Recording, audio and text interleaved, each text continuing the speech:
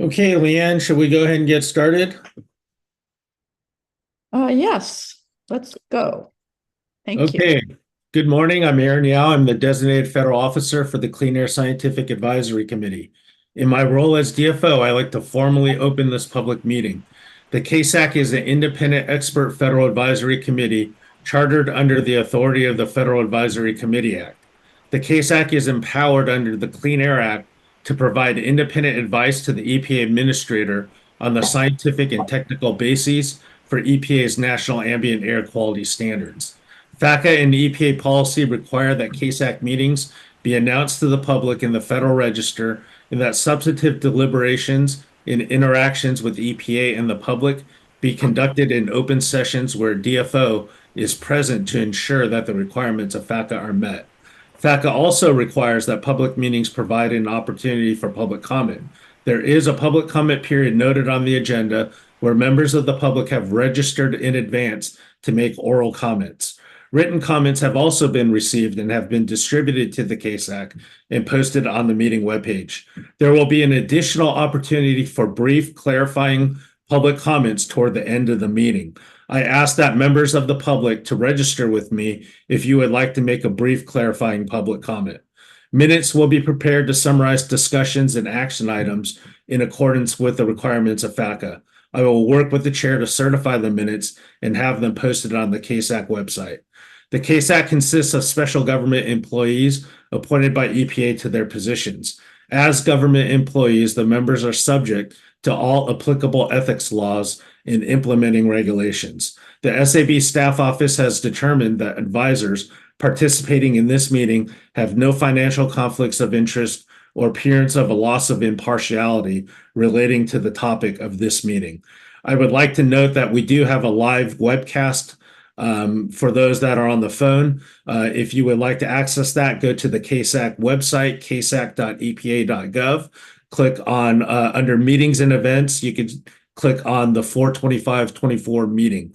Those that are either on the phone or watching on YouTube, please send me an email indicating your attendance. If you had previously requested the phone line, you do not need to send me another email.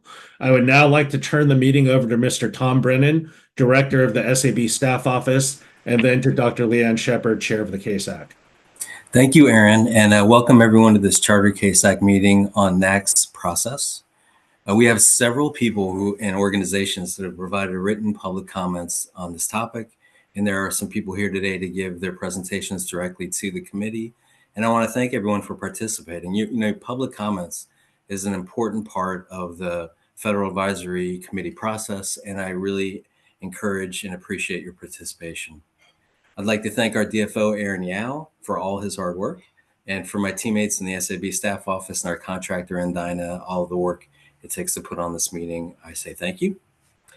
And finally, although it's only early April, looking ahead at our CASAC schedule, it's possible, or maybe even likely, that this is the last meeting for 3 of our CASAC members whose term ends in September. So just in case that plays out that way, I'd like to acknowledge and thank Dr. Shepard, our chair, Dr. Chow, and Dr. Frampton for their efforts and for their public service and for all they've done supporting the EPA mission. So I'd like to say I thank you all. If by chance we meet again, I'll just do it again. And with that, Leanne, I'll turn the meeting over to you.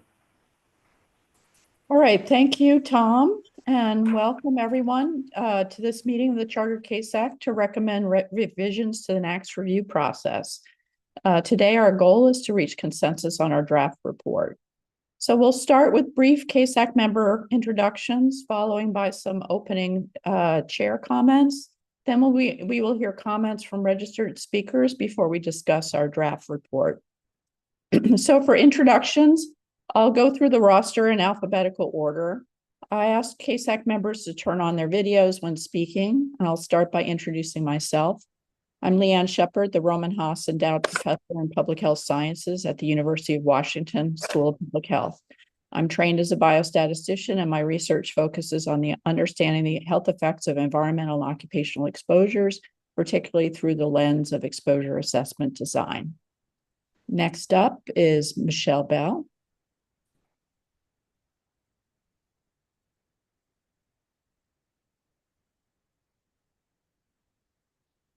Michelle indicated that she's sick and she'll try to be on and off as she can. Okay, all right, so we will move on to Judy Chow. Thank you, Aaron. Good morning. Judy Chow, and the research professor in the Division of Atmospheric Sciences and of Desert Research Institute that I've been working on network design and ambient source characterization, data analysis, source apportionment, and being happy to be on the CASAC for the past, actually it's like 9 years. Leah and I had a break in between, like 9 or 10 years. It has been a pleasure to serve. Thank you. Thank you, Judy. Mark Frampton.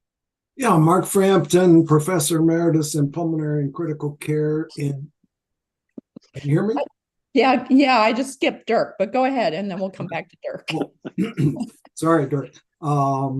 Yeah, Pulmonary and Critical Care Medicine in the Department of Medicine, University of Rochester Medical Center, and I'm trained as a pulmonary physician, and research has been in human exposure studies. Thank you, Mark. And Dirk, sorry about that. Not a problem. I'm the new guy, so that's what happens. I'm a research scientist with the New York State Department of Environmental Conservation, and I've been monitoring criteria pollutants, toxics, and PAMs for about the last 30 years or so. Thanks. All right, thank you. Christina. Good morning. I'm Christina Fuller. I'm an associate professor at the University of Georgia College of Engineering, and I have training in exposure assessment and epidemiology, which I utilize to understand the fate and transport of air pollution, especially in urban environments, identifying disproportionate exposures, and also engaging in community-based participatory research. Thank you. Thank you. And Alexandra Panet-Gonzalez. Good morning, everyone. My name is Alexandra Panet-Gonzalez. I am also under the weather, as you may notice. I am an associate professor in the Department of City and Metropolitan Planning at the University of Utah. I'm also a curator of urban ecology at the Natural History Museum of Utah, and I am a geographer and ecologist by training and focus on interactions between air quality and ecosystems. Right, thanks. So that ends our introductions. And before we begin with the public comment session, I wish to note that our goal for this meeting is to provide the EPA with advice that supports our mutual objective of ensuring the latest scientific understanding is incorporated into recommendations for primary and secondary national ambient air quality standards. The CASAC wishes to ensure that the review process will support robust public discussion that can thoroughly address the scientific issues under consideration and quote, increase the likelihood of reaching agreement, unquote, as nicely stated by former CASAC chairs Samad and Diaz-Rue. I note that our draft report incorrectly implies that CASAC is a committee that operates by consensus. While as chair, consensus has always been my objective, I recognize that the CASAC is not a consensus committee, and we will correct this language in our revised report. As noted by several public commenters, it is important that the review process ensure that different perspectives can be heard. As is normal in the scientific process, members of the CASAC and its panels, as well as the scientists at EPA, should adjust their scientific opinions as needed when presented with new information. This takes time and can require iteration as new information is reviewed and digested, or different assumptions are incorporated into analyses, such as the risk and exposure assessments.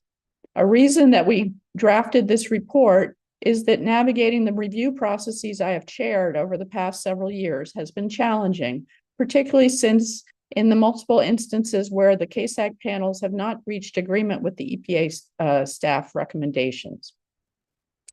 Our goal is to advocate for improvement of the CASAC review processes to better support the likelihood of agreement. Our report is recommending changes to the process to better support provision of high quality advice, and that will help ensure the final National Ambient Air Quality Standards Assessment documents are adequate for their intended purpose. I believe that an improved process will result in a better convergence of perspectives. I also wish to note that unlike all other CASAC meetings that I have chaired, we will not have access to EPA staff during our meeting today. I think that is unfortunate, as my goal all along has been to work collaboratively with the EPA on this document, as with all other documents. I had planned to send the draft of this document to EPA staff for comment prior to making it public, but unfortunately, this was not allowed by the by FACA, the Federal Advisory Committee Act. Having the EPA staff available to us today at the meeting would be another chance to refine the report to best support them. I have included one proposed addition to acknowledge a comment from EPA staff that was passed along to me by the EPA staff office. We will discuss that when we deliberate on our draft report. So now I'll turn the meeting over to Aaron Yao to run the public comment session. Okay, so we will go in the order of the list of public speakers. You'll have 5 minutes. There'll be a visible and audible timer. Our first speaker will be Georgia Murray with the Appalachian Mountain Club. You. Can you hear me? Yes. Okay. Thank you for this opportunity to speak. I am Georgia Murray, Senior Scientist for the Appalachian Mountain. We have over 100,000 members and supporters who embrace our mission of fostering protection, enjoyment, and understanding of the outdoors. Our members value outdoor recreation, healthy forests, clean air, clean water, and healthy wildlife. The AMC appreciates the importance of the NAAQS in improving our air quality and the importance of this opportunity for public comment on CASAC's advice to EPA on the NAAQS process. CASAC plays a critical role in reviewing and the integrated science assessment, risk exposure assessments, and policy assessments, bringing scientific expertise beyond the scope of EPA staff. It only makes sense to brief the panel early in the process as part of the integrated review panel, such as requested in the CASAC letter. This will aid in moving the review more efficiently and in a timely manner to avoid further damages and impacts of air pollution. We strongly concur with CASAC's recommendation to EPA that the agency conduct risk exposure assessment analysis that include more protective levels as well as varying indicators, averaging times, and forms that were recommended by previous CASAC panels or in the ongoing reviews, even when EPA staff initial recommendation is to retain the current standard. This ensures that the NAAQS review doesn't start from zero, but builds on existing knowledge to achieve the endpoints of protection of human health and welfare from air pollution. Further, we would urge the EPA not to focus on equating the secondary standard with the primary metrics. As highlighted in the draft letter, the ozone secondary standard review suffers from the recent EPA administration's shifting approach that moves away from the science advice from the previous reviews. We also concur with CASAC that the secondary draft document should be produced by EPA, particularly a second draft document should be produced by EPA, particularly when CASAC's advice, input, and recommendations are different from EPA's first draft. It seems a waste of time if EPA is not responding to the panel's input in a meaningful way. We believe that the NAAQS should be done expeditiously, but the importance of responding to scientific experts and getting the science right on these standards should be a priority. EPA has options to pursue when deadline suits are influencing timelines to extend when significant revisions are requested from CASAC panels. We had significant frustration with the recent SOX, NOx, and PM standard review, where the panel made recommendations and explicitly asked for a second draft and additional analysis, which EPA did not provide. Finally, considering the recent Science Advisory Board review of the CASNet program, where CASNet data were found to be critical in developing and evaluating air quality tools such as atmospheric chemical transport models and total deposition models, and therefore playing a key important role in EPA's continued air quality measurements, especially at well-distributed sites, we urge CASAC and EPA to consider how long-term monitoring programs and changes such as discontinuation are accounted for in a risk exposure assessment. Thank you. All right, thank you for your comments. Does anyone have any questions or comments for Georgia Murray?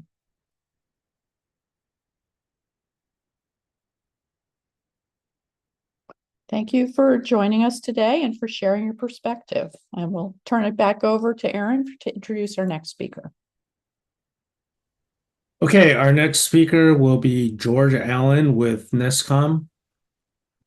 Give me a second, sorry.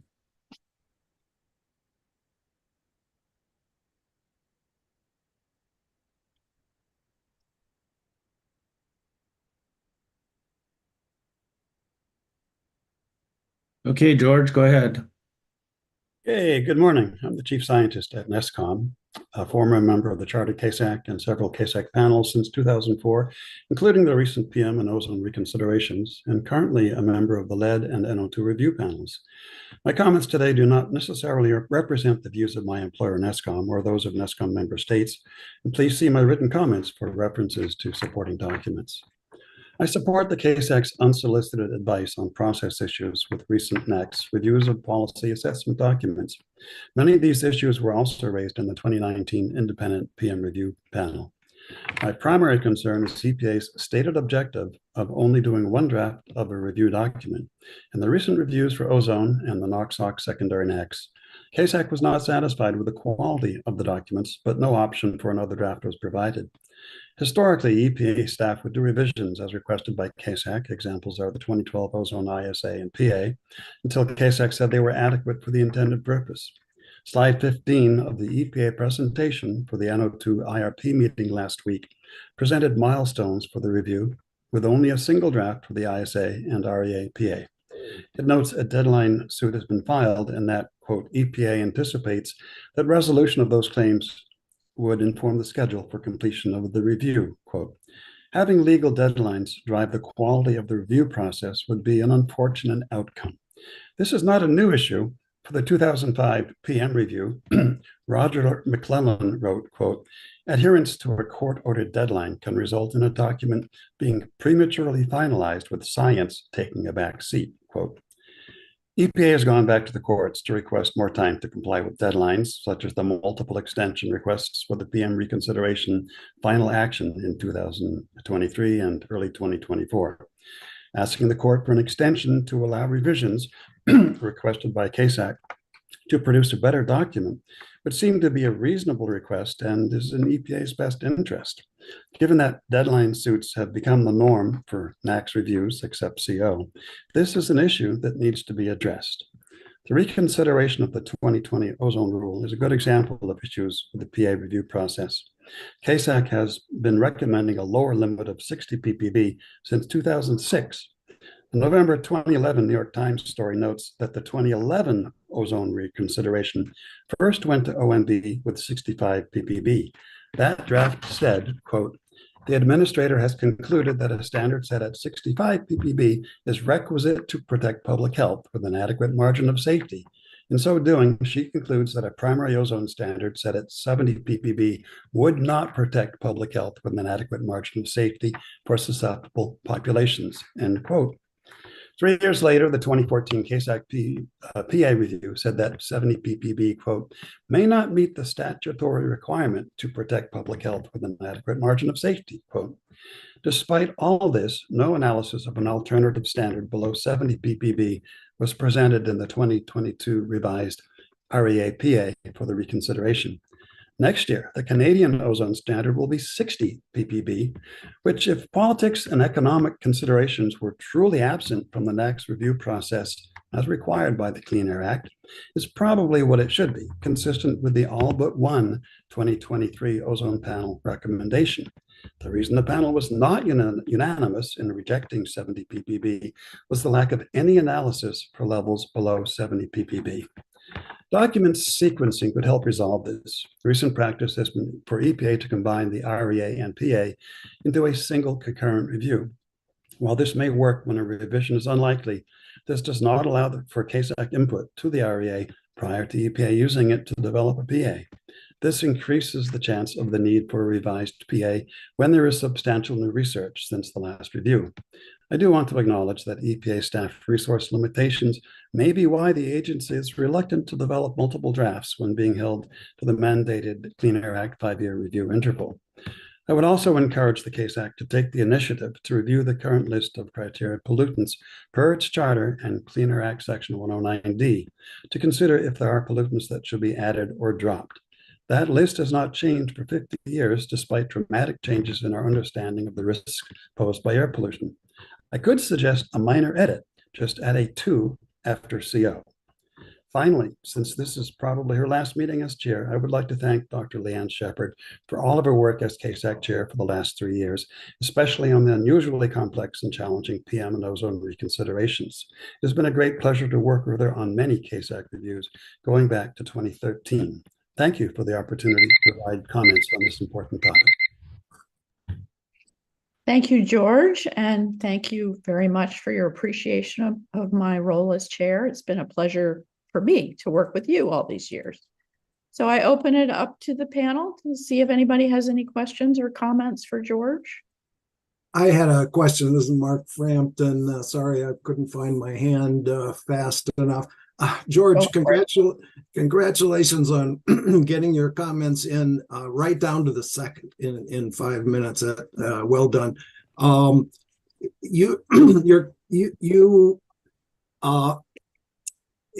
you tell us how you would address this issue, the issue of meeting the court deadlines for the 5-year reviews, and that seems to conflict with the timing of additional drafts? In other words, would you change our wording of advice to the EPA? That's a difficult topic. I mean, if you really do hold to the 5-year review, there's just an awful lot going on. And I think some of it comes down to limitations on EPA staff. I don't think they really have enough to do everything that should be done in a robust review process for all of the NAAQS every 5 years. I think that's part of, and that's why we end up with deadline suits, which really has become the norm, with the exception of CO, which no one seems to care about. And, you know, that's just what we've got on the table. So it does give EPA a lot of incentive to streamline the process down to the point where there's really only 2 major meetings during the entire review cycle, the ISA and the PA. And then you have other meetings like the IRP, which are usually Zoom only. And that is very different from practice going back more than 10 years, where there would be multiple in-person CASAC panel meetings for both the ISA and the REA and the PA. So, can EPA go back to the courts and say, look, CASAC wants us to revise this document. We need to ask for the time to do that. They can certainly, and perhaps should certainly, try if they get into that position. It'd be better to avoid getting to that position, but I'm not sure how they can do that with their existing levels of staffing for the ORD and OAQPS reviews. So that I think the staffing issues may be one of the fundamental challenges. That the fact that they can no longer go 8 to 10 to 12 years for most criteria pollutants without getting a date certain legal action on them. So I think there's multiple issues in play, but the bottom line is, constraining it to a single revision, draft revision, doesn't always, but can sometimes severely compromise the process, as my comments note. Thank you. So it sounds like that's it. Dirk. George, just from your years of experience, I'm just curious, what would you see the process for potentially changing the criteria pollutant list? Well, that's part of the CASAC charter. There are several topics in that charter that EPA has never asked CASAC to address. and that's one of them. There are others. So I think unless EPA has a change of heart and asks CASAC to address that list, CASAC would have to be proactive in saying, we want to address that list, just as CASAC was proactive in requesting this meeting and drafting the letter. So, and that can be done, I think, although that's really more of a question for SAB as to the exact process of it. Thanks. Yeah, any other further questions for George? I have a couple of things. Following up on Dirk's comments, I want to say that I strongly support your recommendation that CASAC consider the list of criteria pollutants, specifically focused on whether any should be added or dropped. The list was developed in the 1970s and has not changed in 50 years, yet scientific understanding and the air pollution challenges facing humanity have both changed enormously. I'm actually agnostic about what pollutants should be added or dropped. And as I put in my NAAQS IRP comments, I think the CASAC should review the scientific considerations for the list of criteria pollutants. As CASAC chair, I've been advocating for this to happen, but unsuccessfully for several years now. So closing out my questions, I wanted to ask you, George, are you suggesting that the EPA return to the providing a draft risk and exposure assessment analysis before providing CASAC with a policy assessment? I think there are times when there's very little new science and very little chance that a revision to the standard would be on the table, that they could combine them. But there are times, per my comments, when that is, if you consider everything, including the history, prior recommendations and other data points, where, gee whiz, there is serious question about the adequacy of the current standard, then I think the sequencing there is very important, and you really want to do an REA before a PA.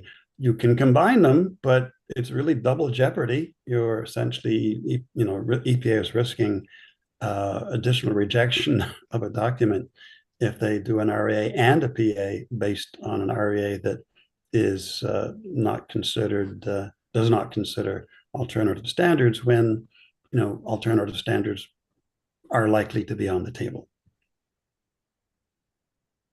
Okay, thank you. Any other further questions or comments from CASAC? Seeing none, I'll turn it back over to Aaron. Thank you, George. Okay, our next speaker will be Seth Johnson with Earth Justice. Thanks. Good morning. I'm Seth Johnson, an attorney at Earth Justice. Along with the American Lung Association and Natural Resources Defense Council, we sent in a short comment last week strongly supporting your call for EPA to change its current approach to policy assessments. That's an important and proper topic for you to weigh in on, and we appreciate your doing so here. Today, I'll provide an illustration of why you're so correct, then summarize and slightly expand on 3 key points from the comments we submitted, then respond a little to some of the additional comments that have come in. As you say, EPA's current approach to policy assessments needs to change. The PAs for ozone reviews illustrate this very well. In the 2015 review, the PA concluded the science on ozone's short-term respiratory impacts supported a standard of 60 to 70 ppb and provided analysis of levels in that range. It also found the science on ozone's harms to growing plants supported a standard of the W126 form in the range of 7 to 17 ppm hours. In particular, the PA, quote, concluded that the evidence from controlled human exposure studies supports considering alternative O3 standard levels at least as low as 60 ppb. It was that evidence from controlled human exposure studies that EPA relied primarily on in setting the 2015 primary standards level. That evidence hasn't grown any weaker since 2015. For the secondary standard 2, the evidence base that supported the 2015 era PA's recommendation hasn't grown any weaker. Yet the PAs in the aborted reconsideration process declined to identify, quote, any potential alternative standards for consideration. The core evidence didn't meaningfully change, but the analysis did. That doesn't make sense. And the lack of analysis gravely deserves CASAC, the administrator, and frankly, public health and the environment, because it fails to provide meaningful, up-to-date insight into what standards the current science supports. And that's reason enough to change the approach to policy assessments. And here are two more specific reasons. First, EPA's current approach is inconsistent with legal requirements for standard setting. And second, its approach is inconsistent with EPA's own statements about the purpose of policy assessments. First, EPA's current approach conflicts with governing legal precedent because EPA's approach makes its key analytical question be whether the old standard is still adequate. But whether an existing standard remains adequate doesn't say anything about whether a new standard would be adequate or better. That's why the court that reviews EPA's decisions on NAAQS has twice rejected polluters' claims that a prior decision on NAAQS is, quote, sacrosanct and remains the governing standard until every aspect of it is undermined. EPA's current approach effectively bakes that discredited claim into the PA. Second, EPA's current approach conflicts with its own policy statements about the role of the PA in the NAAQS review process. EPA has consistently said that the PA must present scientifically sound policy options for senior EPA management to consider and to help CASAC provide advice to EPA. But EPA's current approach fails to do this. It omits scientifically sound policy options from its analysis.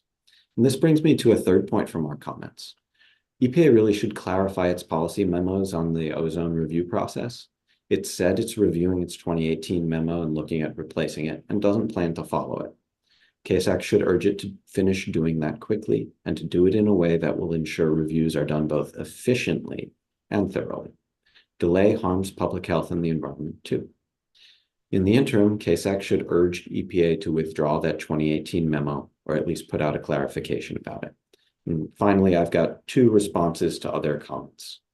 First, there was no REA in the ozone reconsideration that looked at results from epidemiological studies, and this absence was specifically called out in the dissent to CASAC's last letter as an, quote, unfortunate omission that, quote, limited the PA's usefulness, and in the dissent's view purportedly made the CASAC's nearly unanimous recommendation somehow inappropriate. Second, contrary to a comment's claim, EPA's administrator did not stop the ozone reconsideration because there was not enough evidence to support lowering either ozone NAAQS. The administrator wrote a letter to CASAC where he announced that he was ending the separate reconsideration. And at no point in that letter did the administrator opine on the adequacy of the existing evidence to support stronger standards. Rather, the administrator cited the thorough review CASAC provided of the PA and the analyses that the PA lacked. We further strenuously disagree with the substance of the claim, which again, the administrator did not make. The record well supported substantially stronger standards, as you nearly unanimously found. I'm going to submit these comments also in writing. They have citations. I'm happy to answer any additional questions you might have. Thanks. Thank you, Seth, for your comments. Do any CASAC members have any questions or comments for Seth Johnson?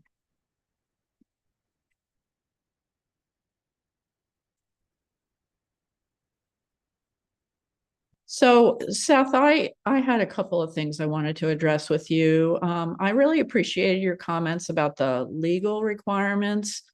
We're scientists, not lawyers. And so I wanted to make sure we appreciate the importance of your comments.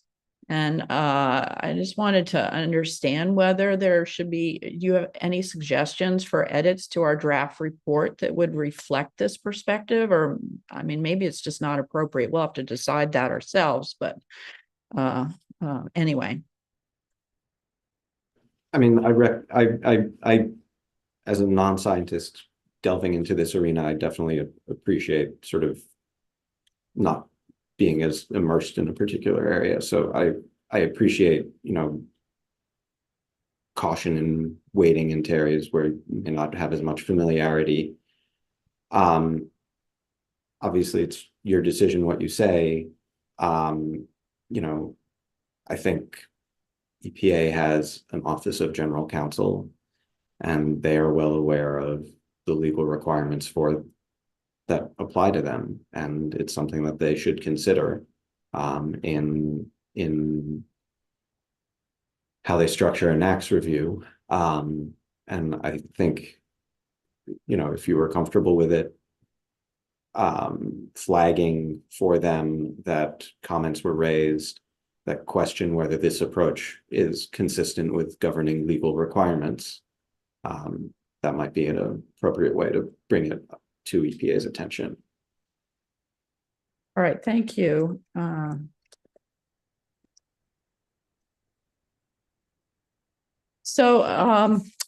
Yeah, another thing, related to that, as scientists, we're also not that immersed in internal machinations at EPA. So you made an important point about them considering the 2018 memo and withdrawing it and revising it.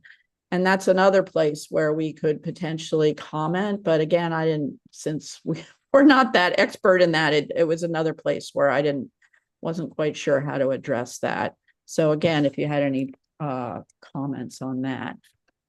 I think it's fully consistent with what you're recommending. That memo, sort of spoke directly to the NAAQS review process. And you are speaking directly to the NAAQS review process here, which I think is something that CASAC has historically done, and is something that's fully appropriate for you to do. And so I think that in the process of making recommendations for how you think the NAAQS review process should be reformed, I think it's consistent with what you're doing to say, hey, EPA, as long as you're looking at this, you should look at the full panoply of policy approaches, you should regularize this process better. And part of regularizing the process is making sure that you have a consistent written approach that that people know you're following. And it should be up to date. And if that means replacing outdated memos, which EPA has done, did so in 2018, it did so in 2009. I think that's a very appropriate recommendation to make. Okay, thanks. And one last thing, in your written comments, there was a sentence on page 4, the third to last line, Administrator Jackson's decision thus rejected staff being limited in its consideration of options on policy grounds. I just wanted to just have you explain that a little bit, or make sure I really fully understood what you were saying there. Yeah, there had been some back and forth. This predates my engagement with the NAAQS, but there had been some back and forth, I think, roughly over like 2006 to 2008 over changes to the NAAQS process. And CASAC at the time was concerned that it would be limited on policy grounds from making certain recommendations. And in 2009, the new Administrator Jackson, sort of walked back those changes. I bring this up because when EPA staff says, when the PA makes the key question be, has the science changed in a way such that there's no choice but to change the standard? When that's the key question, and they stop their analysis at that point, they are effectively saying, we are going to take whatever the last EPA policy judgment was, whether it was 5 years ago, 10 years ago, or 20 years ago. We are going to take that and say, as long as there's no scientific change that, makes that policy judgment no longer valid, we're not going to look at any other policy judgments. And so that is a form of constraining consideration on policy grounds. And because CASAC, is reviewing the PA, when the PA doesn't provide a fuller analysis of policy options, it constrains CASAC's ability to make fully informed recommendations on what the standard should be, and it constrains it on policy grounds. And I think that's That's what I was trying to get at with that telegraphic sense. All right, thank you. Thank you for that. Any other questions or comments from anyone? All right, seeing no hands, I'll turn it back over to Aaron. Thank you very much, Seth, for your comments. Okay, our next speaker will be Shamala Rajan with the American Lung Association. Good morning. I'm Shamala Rajan, Director of Nationwide Clean Air Policy at the American Lung Association. On behalf of people with lung disease that the Lung Association serves, I offer a few comments.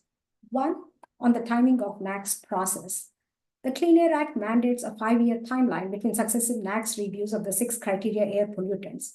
Yet, as the agency responsible for implementing the Clean Air Act, EPA has now adopted a schedule for the NAAQS process that seems to be determined largely by litigation or the threat of a lawsuit or public petition, instead of the unambiguous Clean Air Act requirement. The recently initiated NO2 and ozone NAAQS are examples. The NO2 review should have been completed last year, and the reconsideration of the ozone NAAQS should also have been completed in 2023. The full review of ozone is due by December 2025, yet both reviews are starting only now. There was no rationale for the delay in either case. EPA must follow the Clean Air Act on the NAAQS process, including its timing and in ensuring a rigorous scientific review. We also ask that EPA withdraw its 2018 memo on its approach to the NAAQS review process and replace it with new, clear, and transparent guidelines that will ensure future NAAQS reviews are scientifically robust, highly efficient, and timely processes. 2, on the scientific underpinnings of the NAAQS process. Strict adherence to scientific data and scientific analysis should underlie EPA's rulemaking process in setting NAAQS. EPA recently released its draft scientific integrity policy to ensure EPA decisions are based on or are informed by science. Reviewing science, including the use of federal advisory committees, is among the 7 specific areas covered by this policy. However, EPA's adherence to the practices in this section is questionable in EPA's recently completed PM NAAQS reconsideration and the aborted ozone NAAQS reconsideration process. In both, EPA disregarded the recommendations of the overwhelming majority on the CASAC panels. In its recent final rule on the PM 2.5 NAAQS, EPA revised the annual standard from 12 to 9 micrograms per cubic meter, despite compelling scientific evidence supporting an even lower limit. The agency also chose not to revise the short-term standard, contrary to the recommendations of a majority of the PM CASAC panel. In the ozone NAAQS reconsideration process, after extensive deliberations by the diverse 18-member CASAC panel and following their near unanimous recommendation to strengthen the current ozone standard, EPA abruptly aborted the entire process and to start it anew after a lengthy delay. EPA staff must seriously consider the clear advice of the majority of a diverse CASAC panel throughout the NAAQS review process and must justify to the public if its recommendation to the administrator differ from those of CASAC. While consensus recommendations would be an optimal outcome of CASAC deliberations, those of the majority should be sufficient to inform EPA's decisions. 3, on the issue of integrated science assessment and policy assessment. Restricting the science assessment to one draft, not engaging in iterative consultations with CASAC, and ignoring CASAC recommendations ill-serve public health and run afoul of setting science-based standards mandated by the Clean Air Act. This is not acceptable. EPA must act on CASAC advice on the ISA and PA and produce additional drafts if CASAC recommends doing so. This work can be completed within the Clean Air Act mandated review period. Doing so will ensure that CASAC recommendations are accurately captured and incorporated into the final version of these documents. Additionally, in the risk and exposure assessments and in the PA, EPA must include alternatives. This is essential for the EPA administrator to act meaningfully in making final decisions on the standards. Lack of adequate data in the REA makes it a minimal information problem, which hampers CASAC deliberations on the PA. In conclusion, I say this: by conducting NAAQS review processes for all 6 criteria pollutants in a timely and transparent manner, by utilizing the scientific expertise of a broadly diverse and robust CASAC panels to the fullest, and integrating their recommendations in setting the standards, EPA can gain public confidence and better protect public health as required by the Clean Air Act. Thank you. Thank you very much, Shamala. Any CASAC members have questions or comments?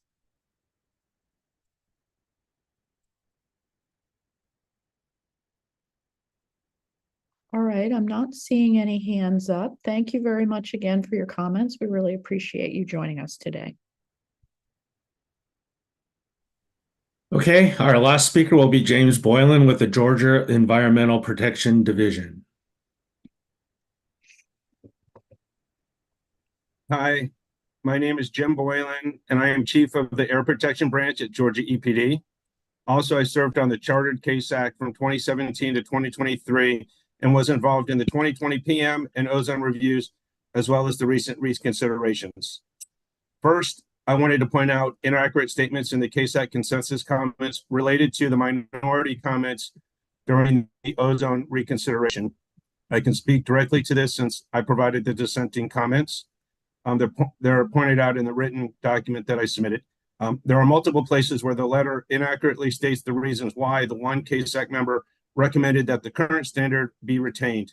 These include, quote, due to a lack of supporting risk and exposure assessment analysis for alternative standards. And another was, quote, was based on the lack of any risk or exposure analyses for alternative standards. And finally, quote, due to lack of REA analysis. These statements are not accurate since it makes it sound like an REA with alternative standards was not available. In fact, there were multiple risk and exposure assessment analyses for alternative standards that were considered by the one member that recommended the current ozone standard be retained. This CASAC member reviewed the 2023 REA, which was based on human exposure studies and looked at alternative standards of 65, 70, and 75. Next, this CASAC member reviewed the 2014 REA, which was based on EPI studies and looked at alternative standards of 60, 65, 70, and 75 ppb. Based on the evidence presented in those two REAs, this CASAC member recommended that the current standard be retained at 70. Next, I wanted to discuss the CASAC chair's obsession with trying to achieve consensus on the CASAC decisions. The topics for discussion on CASAC deliberations are complex, and usually there is not a clear right or wrong answer since the Clean Air Act does not require standards to be set at zero risk.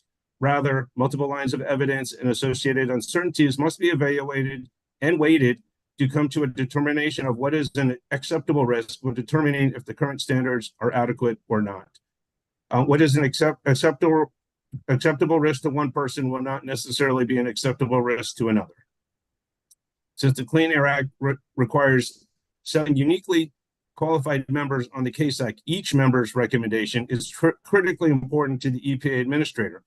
Therefore, the recommendation of the minority should not be dismissed. However, that is exactly what happened during the recent ozone and secondary NAAQS PM reviews. The chair of the CASAC decided that the minority opinion was not worthy of being included in the letter to the administrator or the main response to first questions. Instead, the full minority opinion was relegated to an appendix later in the document. As a result, the recommendations by the one person representing state air pollution control agencies, which is a specific perspective required by the Clean Air Act to be included in the recommendation to the EPA administrator, were buried back in an appendix so that the majority opinion would appear to be undisputed.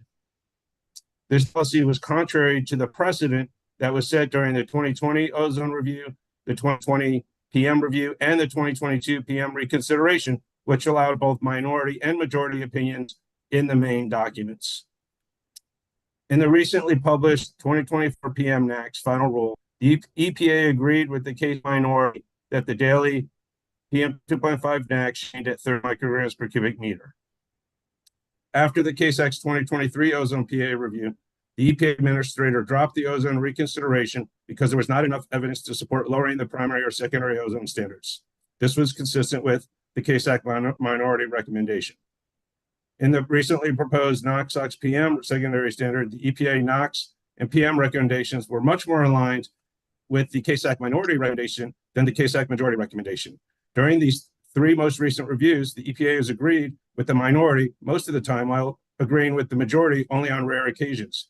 Yet the CASAC chair continues to push for the elimination of non-consensus minority opinions in the review process.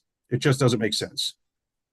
CASAC's new policy for removing dissenting opinions from the letter to the administrator and placing them in an appendix is inappropriate and only adds to the CASAC imbalance that already exists. As part of this meeting, the CASAC should vote to reverse this prejudicial policy.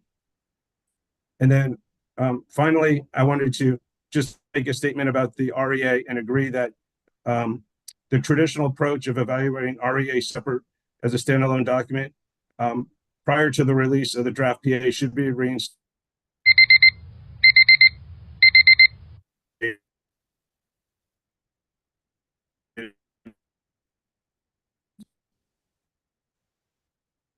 All right, Jim, I don't know if it was technology on purpose or accidental.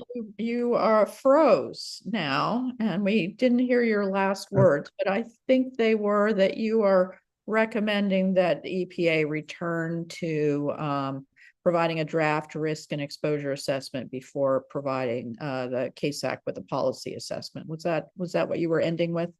I was saying the letter should directly state the CASAC must have a final REA in hand before they review the draft PA. All right, thank you. All right, any questions or comments for Jim?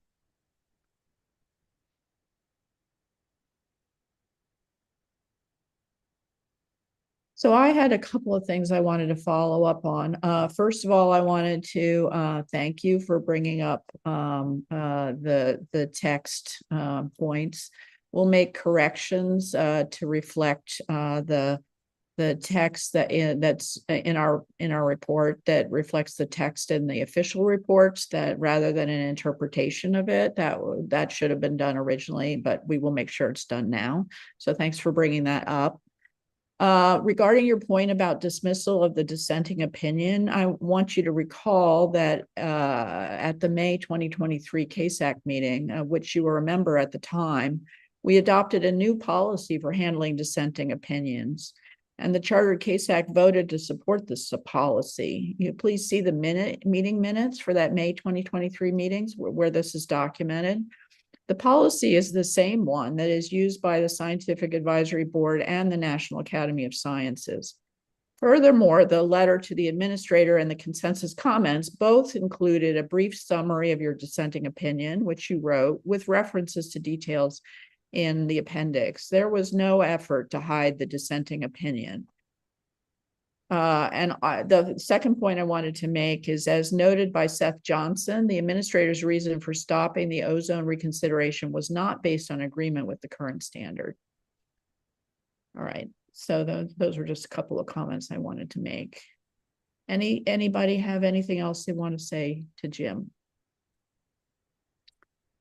All right, thank you for your comments. Thank you for joining us today. We appreciate the value of you showing up and speaking with us.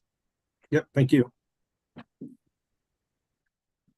All right, before we move on, I wanted to discuss a couple of additional public comments. We received 2 additional public comments, one from the NAAQS Regulatory Review and Rulemaking Coalition, or the NR3 Coalition, and another from 2 former CASAC chairs, John Samet and Ana Diaz-Rue.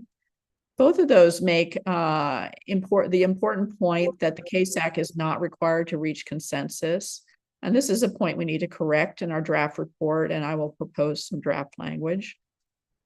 Both mention the CASAC charter and the role of the CASAC. As the former CASAC chairs noted, when the current NAAQS review process was revised, the EPA and the CASAC worked, quote, work collaboratively towards change, unquote. Our goal in providing this process advice is to further refine the process, which has evolved since it was implemented over a decade ago. And as I said in my earlier comments, ideally, we would be working collaboratively with the EPA in this effort. So now we'll begin discussion with our draft report. I'm suggesting we start on page 1, that's PDF page 5, with our consensus comments. And then we will turn to our letter to the administrator after we finish the consensus comments and the appendix. So let's see. So page 5, the first thing maybe just to make sure there's no comments on lines, what is it, 6 through 14 about the specific text of the recommendation. And I'll kind of move quickly through some of these things since people have had time for this, and just raise your hand or actually just speak. There's not that many of us. If there's anything you want to bring up, there are some things that I will want to bring up, and I'll flag those when we get there. So next lines 16 through 19 about recommending consideration of potential alternative standards. Moving ahead to lines 21 through 30 about supporting our argument.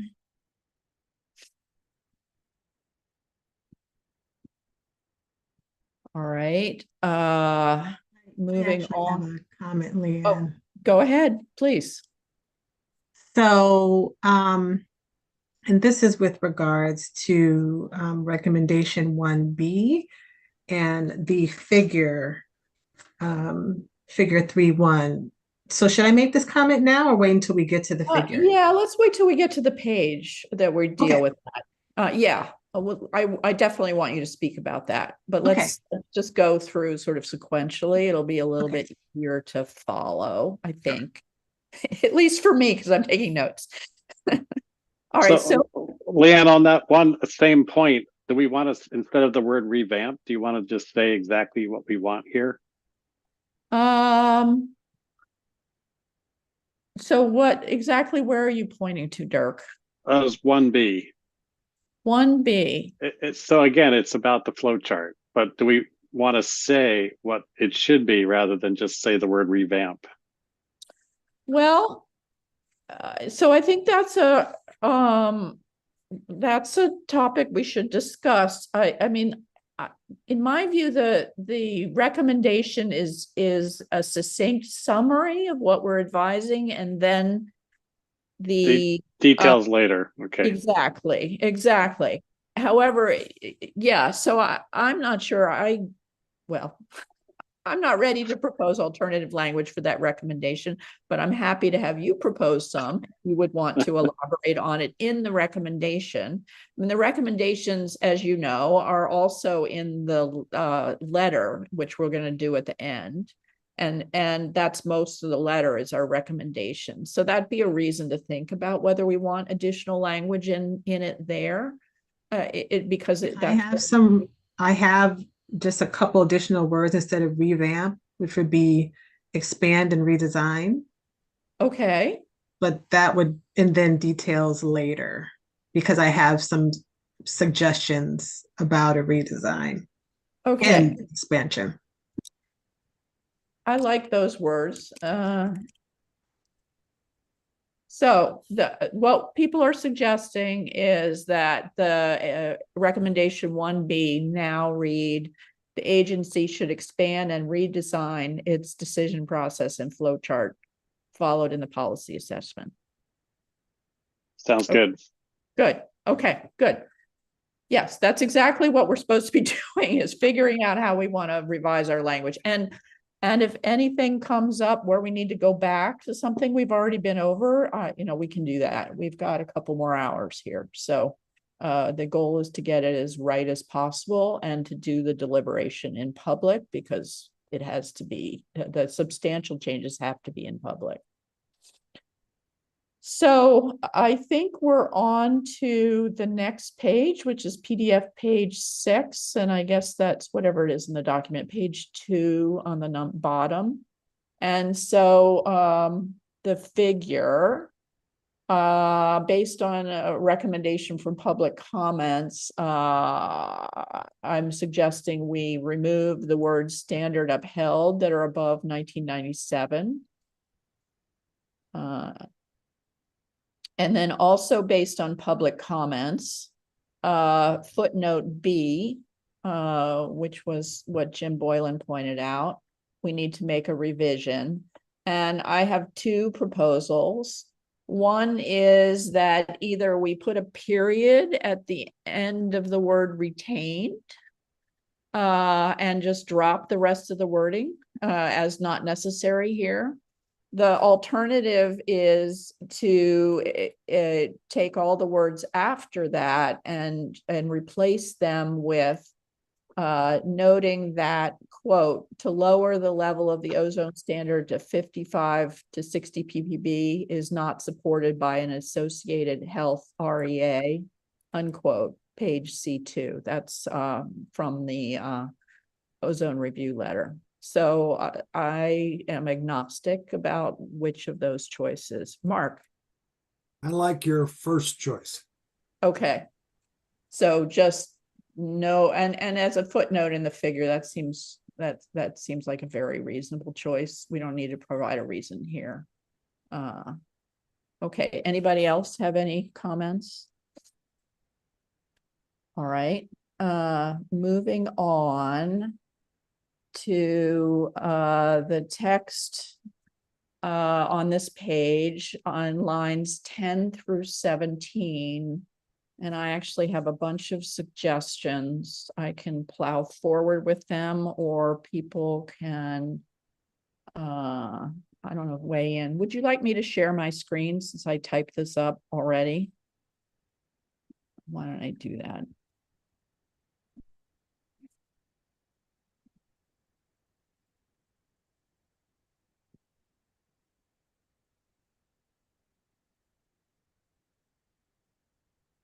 Okay, can everybody see that okay?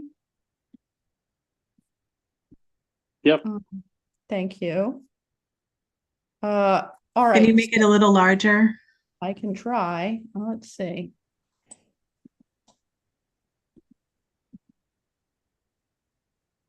Thank you. I'll work on making it even larger.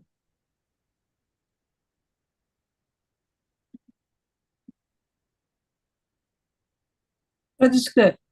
All right. So, minor change to change an or to an and, but the major change is, let's see, starting on the text that in the PDF is on line 12,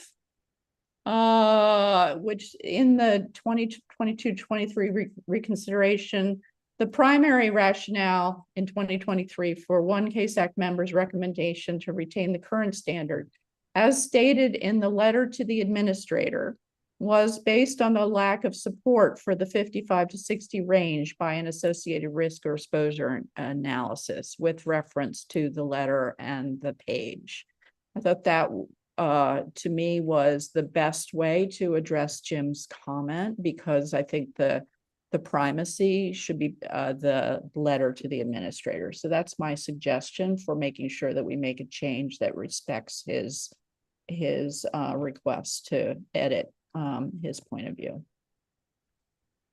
Yeah, you need to put a 55, 60 ppb there, a Oh, unit. thank you, Judy. What will we do without you?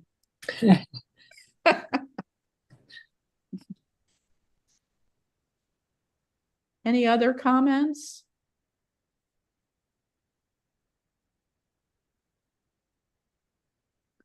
Okay, and then I thought it would be worth elaborating a little bit more at the end of this text, where we are saying that it's possible that the CASAC could have reached consensus had the PA included a comprehensive set of risk and exposure analyses in the reconsideration PA.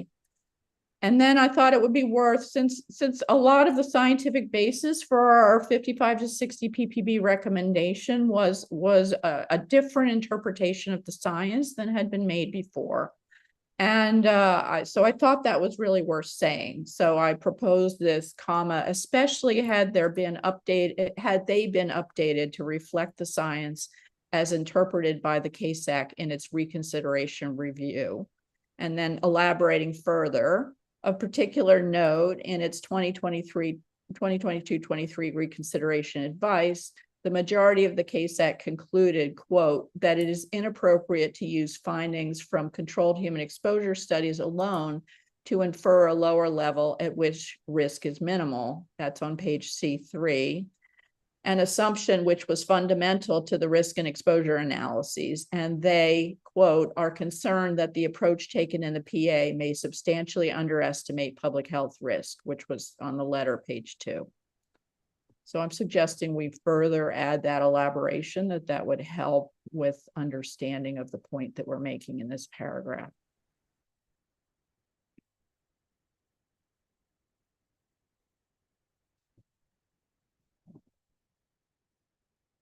I'm not seeing any hands, so I'm assuming silence is assent.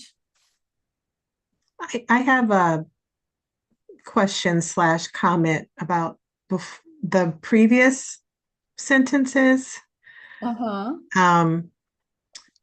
Just the primary rationale in 2023 for one CASAC member's recommendation to retain the current standard stating in the letter to the administrator. When Jim was just speaking, it seemed like he said that he was not agreeing with kind of the statement of the lack of support, but that he was basing him based on what was presented in the risk or exposure analysis, but the risk and exposure analysis did not include analyses in the lower range. Is that accurate? The risk and exposure analysis certainly did not, presented in that policy assessment, did not present anything in that range. Apparently the 2014 risk and exposure assessment did look, based on what Jim said today, did go down to 60 ppb. It was based on assumptions that we did not agree with in our reconsideration. So, whether it, even though it was done down to 60 ppb, you could argue that had the assumptions that went into the risk and exposure assessment were different, the results would be different, so that, that the 2014 analyses aren't really relevant. But I think I wanted to make sure that we appropriately reflected Jim's point of view. And so I pulled that language from the letter, page 3. I'm looking for it now. So I guess I was suggesting changing this to be was based on the existing ranges in the risk or exposure analysis, which did not include estimations for the 55 to 60 ppb range, because it's clear that those were not included. And if that is clear to everyone and is agreeable, fine. If it's too confusing, then we can use the previous language. So that's what you're suggesting, what I typed here. Yes. And I'm open to if that makes sense to the other committee members. I definitely want it to be accurate. Yeah, the text, I'm looking at it now on another window. The text in the letter, that page 3 says, however, one CASAC member agrees with the EPA preliminary conclusion that the primary ozone standard is adequate and notes that the other CASAC member's recommendation to lower the level of the ozone standard to 55 ppb is not supported by an associated health risk and exposure assessment. Please see Appendix C for details on the dissenting opinion and committee rebuttal. So that, I have no problem with your edit, but that's why the text, the way I had it, was written the way it was. Okay, yes, I understand that. So we'll keep this edit as proposed by Christina.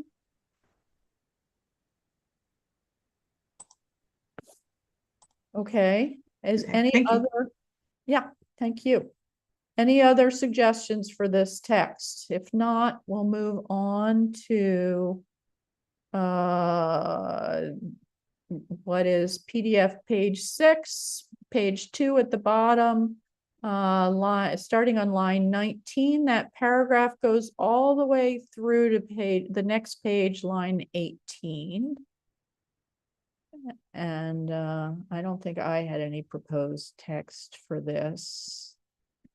That's the text that's on the screen right now. I know, Judy, you had a couple of minor changes that I didn't end up putting in this draft, so we can. I know they were really minor, so we can do them offline as well. But I don't remember where they were, but I just wanted 912 at the end of 912. line 12. 7.5. Yeah, 7.5 ppm dash hours, the unit. Oh, no, 912. No, I'm sorry. It's 912 on mine. It's 918. Okay, line 18 of, this should say PPP. Yeah. ppm dash hours. Yeah. Got to make sure we don't forget the units. Right. Thank you. Thanks. Okay, so I'm not hearing any discussion. I'm going to suggest we move on to the next page, which is the one that has figure 3-1. And I know Christina has some comments on that. This is the figure. I had a little, my note just says, consider adding text to revise the figure. So I think that was based on what I understood Christina wanted to say. So Christina, do you have any specific suggestions we can talk about now? So I have some general suggestions, and afterwards I'll try to submit something which includes some of these suggestions. First I was noting that, this approach and this figure dates, to August 2012 or earlier.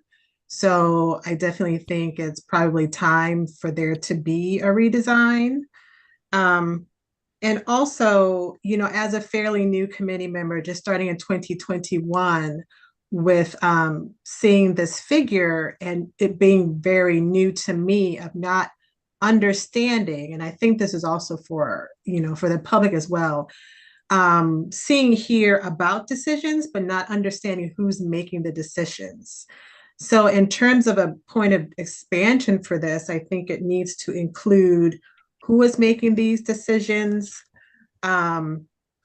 with regards to, does the available information call into question the adequacy of the current standard, and like who is that being posed to? So that's the EPA has generated, the information, in terms of the ISA, but having the CASAC give that, feedback as well. So I feel like filling that out here of the role of the EPA staff, the role of the CASAC, and also the role of the public as well would help this to be understandable to, all of those members. And, specifically adding some additional language with regards to that statement in the diamond, does the available information call into question? Specify that that's, the level, also the form. So those specific areas as well. And to really understand more about consider retaining current standard, because considering retaining the current standard is what we have been talking about, in terms of this doesn't just mean keep it what it is, but it does include further evaluation. So that needs to be fleshed out as well. So that's the kind of expansion I think would be very helpful. And redesigning this perhaps also with a graphic designer to be able to fit in all of those elements, very eloquently in a figure. So I will submit something after the meeting of how that can be done as a point of moving things forward. Yeah, thank you for those comments. I think there's a couple of things. I mean, we're actually asking that they, rethink this whole thing. So I think whatever comments we make don't want to be too conditional on the figure the way it is structured. For instance, this diamond we are recommending is a really problematic decision point. And so I think we want to be really careful to not sort of recommend elaborating on the diamond as opposed to just rethink how you're going to do it differently. And so I want to, whatever we do to support those comments, I think we want to make sure that we're not being too prescriptive since we are asking for a revision. And there's an element of asking EPA just to rethink their process overall. So I think that's part of what we want to be saying. Yeah, if I can just add to that, and I know Mark has something to say too, but in terms of including things that need to be considered, like it's not just, what are the parts of the standard? It's just part of increasing that, kind of specifying some of the points that have come up, at least to me, in terms of this figure. So not being beholden to this figure. Okay, thanks. So Mark. Yeah, I two comments on Christina's comments on this figure. First of all, I think we're kind of looking at this figure taken out of the context of the document in which it appears, and I think in the context in which this appears, I thought that it's relatively clear, who's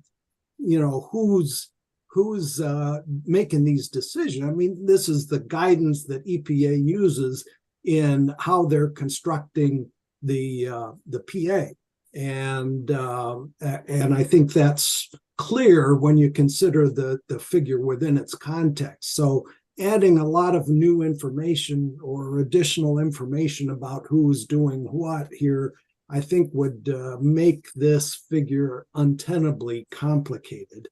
And the second point is that we don't want to dilute our key message here, which is this decision point and considering potential alternatives, even if the current standard may be adequate in EPA's view, and that's that diamond shaped decision point there. So I think we need to keep our message simple about changes, and I agree with you, Leanne, that we don't want to be too prescriptive here.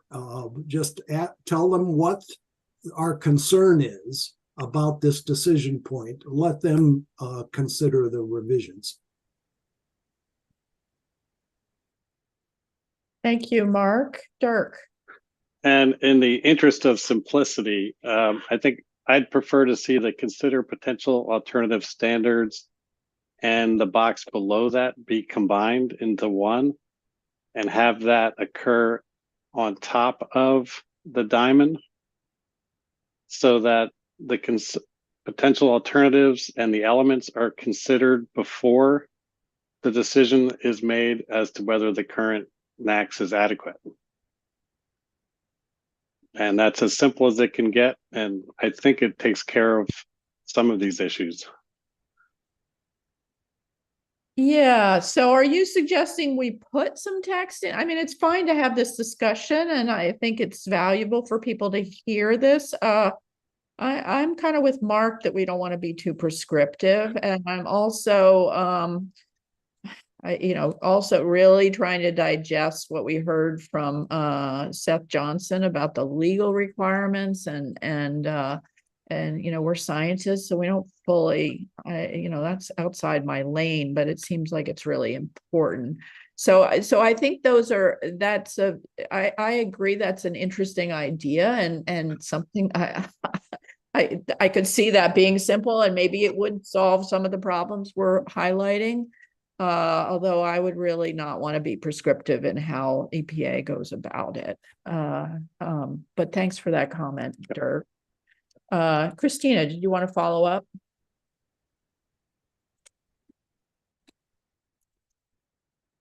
Yes, I did want to follow up. So, I mean, for me, this isn't clear. And, it may not be clear to everyone, and it may also not be clear to those of us who are kind of newer to the CASAC. For those of you who have been involved for many years and, have known the process, in previous years and also in more recent years, it's for those of us who are new, and if any of the other kind of newer people want to comment, this is not clear again, in terms of whose role it is. And adding more information doesn't need to make it untenable if it's done in the right way. But I do agree that we don't have to be prescriptive about how to do that necessarily. But I think it does need some more from my end. And if some other people agree, then we can move forward. And if I'm the only one who has this viewpoint, then I suppose we could just have it be just my comment. Great, thank you. Alexandra. Yeah, I actually, just as one of the newer members as well, I want to agree with Christina. I really appreciate your points. And I think one of the things that struck me as super important is who's making the decision. I think that was a comment that really resonated with me, and that whether it's in the figure or in some sort of explanatory text, I think that's critical. So you're saying it's critical as in, when you say whether it is, you think it's critical that it be there, but not necessarily where it is? Is that what you're saying? That there's more explanation. So the Christina was mentioning who's making the decision. It says, does the information call into question the adequacy? Well, who's deciding the adequacy, who participates in that process, and who ultimately decides and how that decision is made. And I think some clarification, I don't know if it can all go into a figure per se, but I think just a clearer explanation of that is important. Yeah, okay. So as I'm hearing you, the important thing is that point is made. Whether or not it goes in the figure is not something we want to prescribe. I think that's what I've heard you say, Alexandra. Yes, that's correct. Okay. All right, so it sounds like we're converging towards the idea that without being prescriptive, there should be a little bit of text talking about the figure, that it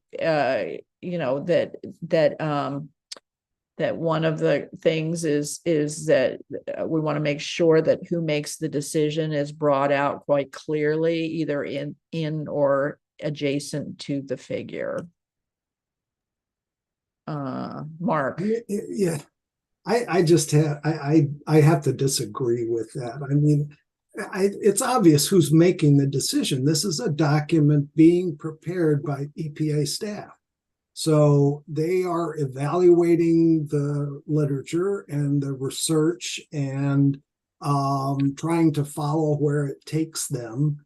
And this figure is meant to lay out the process they're using in getting to in the preparation of this document. So to me, it would be redundant to say who's making the decision. Well, it's the people writing the document. I mean, that's inherently obvious to me anyway. And I think it's clear. Again, it's not clear if you're just looking at this figure 3.1 in the absence of its setting. But when you look at it in the document in which it's published, this is the process EPA staff is using in preparing the document. And my concern is if we start mandating language about that, adding it to the figure when to me, it's obvious from the whole document itself, we dilute the message we want to make here.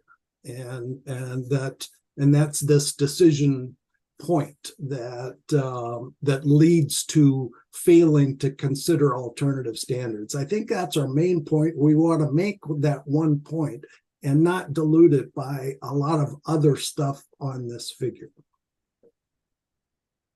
All right, thank you. Christina. So I'm trying to understand. So for this figure you're saying, Mark, is just showing what EPA is doing. So it doesn't include consideration of CASAC feedback. Or does it? No, I mean, that's my understanding. Yeah, this is the figure of how EPA prepares the PA, right? This is their process they go through. And then once they've created the PA using this process, it goes to CASAC and everything gets reviewed, including the process that is used. Well, is this the IRP? Well, this one came, I mean, it's in so many documents. Yeah, exactly. The same figure, this came out of the reconsideration policy assessment, but we just saw it in the IRP that we just looked at too. So yeah, exactly. So this is just this is the background of how they prepare, how they go through this process. And again, it's been around forever. I guess my main concern is, yeah, there's a lot of language changes we can recommend or adding, subtracting, but we shouldn't, I think we want, if we don't focus on our main point here, the point's going to get lost. Well, actually, I mean, I'm thinking that, for some of us, there's two main points, the main point of what's happening in this diamond, but also the other point is describing who's making these decisions. So I think we can have both. I don't think it's diluting to ask them to also consider that as well. Because I think that's important if ultimately we want to ensure that CASAC feedback is being incorporated, of including that in the figure about how decisions are being made seems very fundamental. And yeah, but we don't have to prescribe how to do it, but this figure describes the process that EPA staff is using in writing a document that happens before, and then the CASAC reviews the document. But this is just describing the process that EPA goes through to prepare the document. So, CASAC has input into what the process here, and that's what we're doing right now.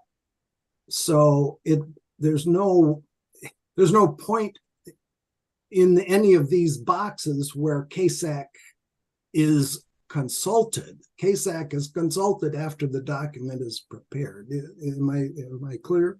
Or am I correct, I should ask? yeah, well, and my understanding, there's another, in all these documents, there's another figure that talks about when we give our input into the process and what the various documents are in the process and where our advice is provided and where public comments are provided. And we basically give input the way it's structured now to an IRP, an integrated science assessment, and a policy assessment, which may or may not include a risk and exposure assessment. That's the way it's been for a while now. And at least based on the recent NAAQS IRP, there's no provision for a second draft. So it's one and done. And then there is additional opportunity for public comment during the next phase, which, if I remember correctly, is labeled the rulemaking phase. And so there is a figure that we've seen, some of us many times, some of us fewer times, that goes through this and who has input when, that's distinct from this. And Christina, if we are wanting to address your point about who's making the decisions, I mean, is that become another recommendation? Although, I mean, ultimately the administrator makes the decision. So, I mean, I don't know what recommendation we make with regard to making decisions. Ultimately, there are steps along the way where there's all kinds of, in some sense, smaller decisions, which I guess is, we could argue this is what we're talking about. And then there's advice from us. And ultimately, all of that gets filtered into a proposed administrator's decision, and ultimately the administrator is the only one who's allowed to make the decision regarding the standard itself. So if this is outlining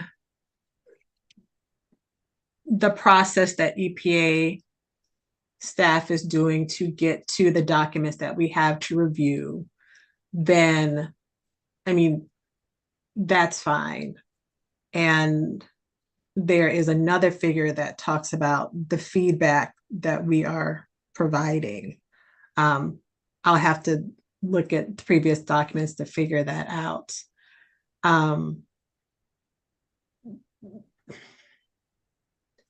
So I guess I would be okay leaving it like this. But I think that both of them could be considered here.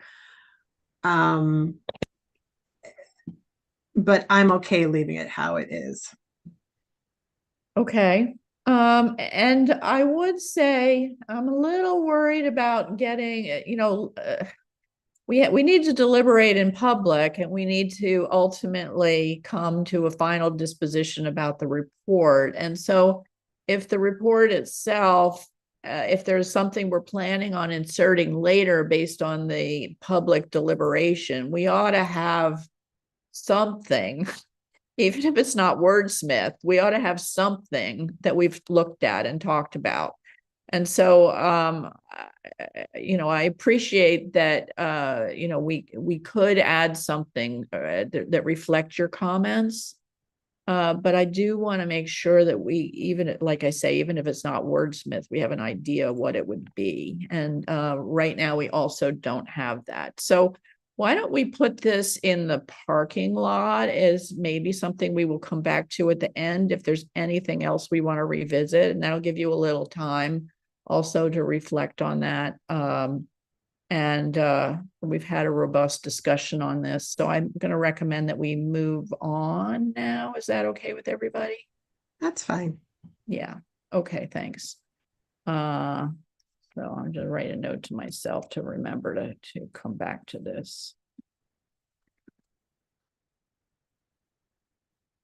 So we are on to the rest of the text that is goes all the way down to PDF page 9, at the top of recommendation 2. And I don't have any notes about it being changed. So that is, the text that's on the screen. And I'm just going to keep going. Recommendation 2, I have some suggestions. So first of all, any suggested changes to recommendation 2 about providing a second draft PA whenever we advise it. All right, and then the text that's on the PDF lines 23 through 31. I'm suggesting adding the sentence that starts on line 25 on your screen. And this is because I wanted to make sure to acknowledge the important work that EPA is doing to streamline and make the process more efficient. And, those of us who've been involved recently, like with the lead ISA, have seen the improvements that has resulted in and the higher quality of the documents. And I just wanted to make sure that we acknowledge that while we're making this recommendation, because otherwise it just didn't feel right. And that was a comment that was passed along to me through the SAB staff office. So the proposed text that I'm suggesting we add is, while the CASAC supports efforts by the EPA to streamline and make more efficient the NAAQS review process and to create high quality first draft documents, the practice of providing only one draft of the PA, and combined with the draft REA, does not allow for a second CASAC review. Thus, the CASAC does not have the opportunity to comment on the agency's response to the CASAC's guidance. further, the CASAC recognizes blah, the text that was there. One thing that this that's come up in a couple of the public comments, and I don't know if we want to address it more fully, is the idea that particularly when there's potentially major need for risk and exposure analyses, having a draft REA folded into a draft policy assessment means that there's no opportunity to vet the REA in a meaningful way before policy recommendations need to be reviewed, and that can be problematic. And I think the ozone reconsideration was an example of that. So, and I guess also the NAAQS review, as Jim was saying, it sounds like, which I hadn't looked at, but it sounds like there were some updates to the risk and exposure analyses in the NAAQS secondary review that CASAC never saw because we didn't get a chance to revisit the policy assessment. So I don't know if I don't have any proposals for this, but I don't know if the whole idea of a separate REA should be somehow introduced in here. I just bring that up based on what we heard in the public comments.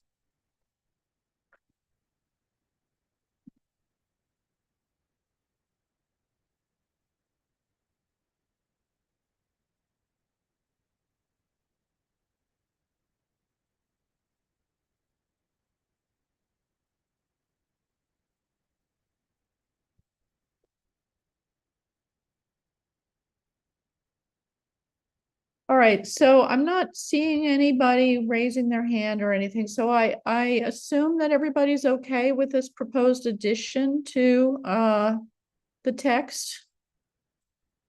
And I'll move on to the next paragraph.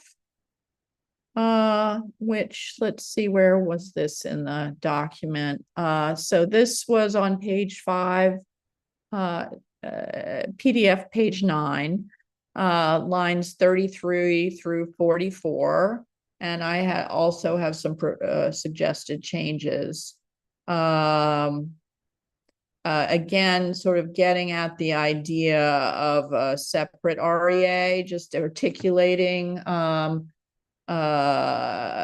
agency staff has stated their intent is only to produce single drafts of documents and to continue to combine the REA with the PA. I thought that would be worth bringing out because of the points that were made today. And then just adding based on the public comments from the former CASAC chairs, this limits considerably the opportunity for the CASAC and the agency to work collaboratively towards change, which has been a hallmark of previous efforts. I thought that was a nice thing to add.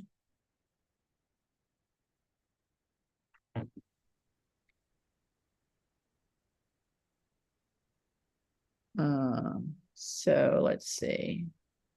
And then the rest of the text, sorry, there's more to this paragraph. I have a comment, Leanne. Yeah, oh, thank you, Christina. So on page 5, I suggest including a little bit, stronger language with after the sentence with what your addition to further the agency staff have stated in recent CASAC public meetings, that their intent is to only produce single drafts of documents and continue to combine the REA with the PA. I think this pretty clearly, precludes the full incorporation of CASAC comments. If there's going to be one draft that we are supposed to comment on, but there will not be any consideration and really revision of the document.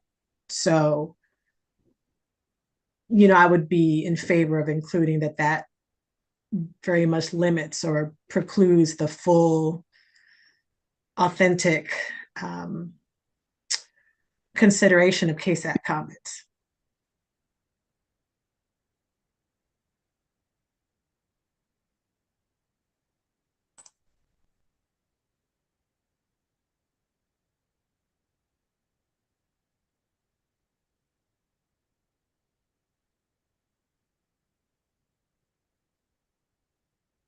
So that's, I just added a sentence that addressed your concern.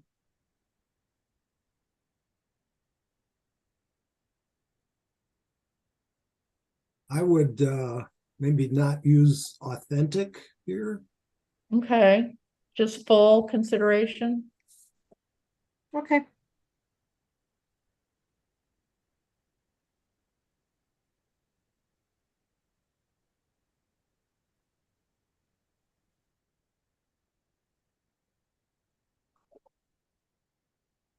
Okay, so there was additional text in this paragraph that I proposed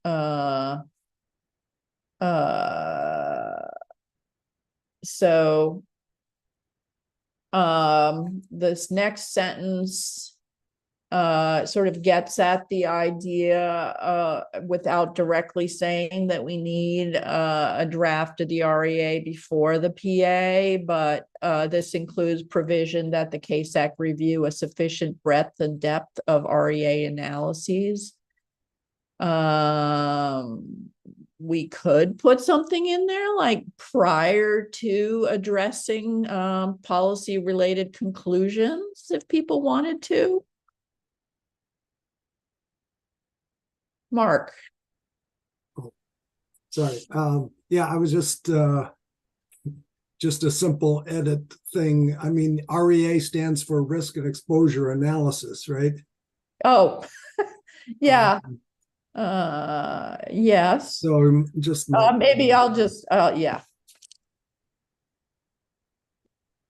Good.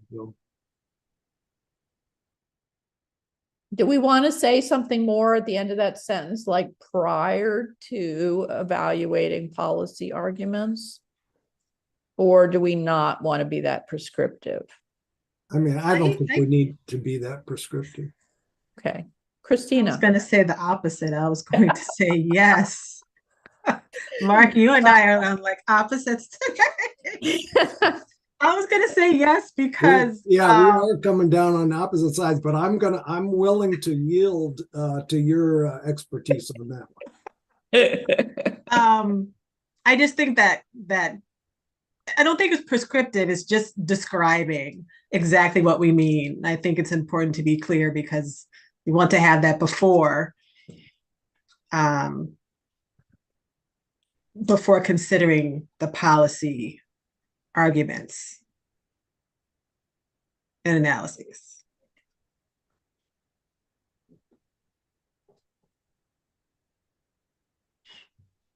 Or we could say analyses.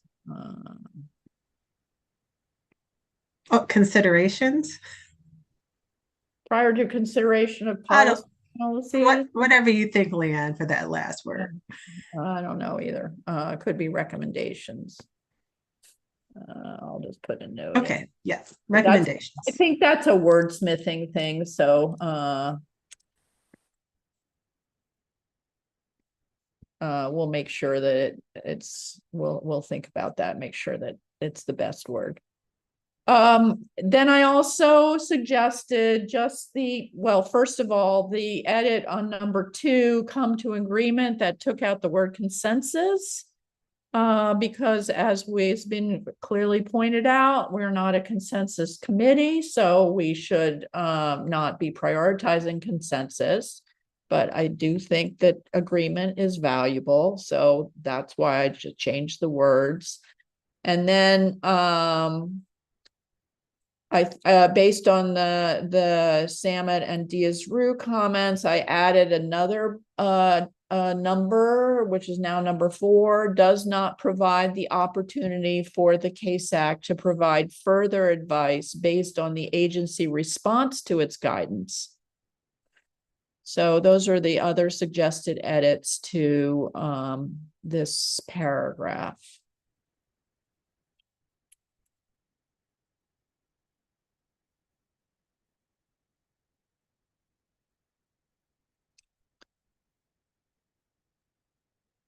I'm not seeing any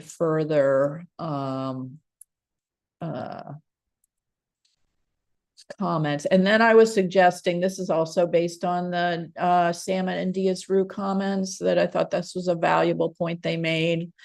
So I'm suggesting we add a sentence as the last paragraph. The CASAC also advises that along with a second draft, the agency return to its past practice to provide, quote, a roadmap to revised documents describing the major changes made in response to CASAC comments, unquote, as suggested by former CASAC chairs Salmon and Diaz-Roux.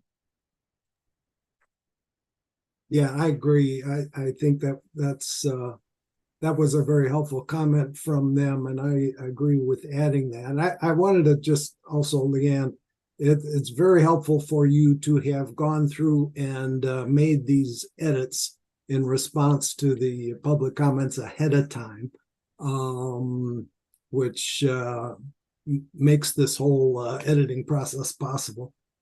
Yeah, I didn't know how we would do it otherwise, frankly. Thank you, Mark. Others, I see a couple people. Yeah, Judy. Yeah, I was wondering, it doesn't try to wordsmith, come to agreement, and the number 2, would that be better with reach an agreement? Sure. Happy to change that.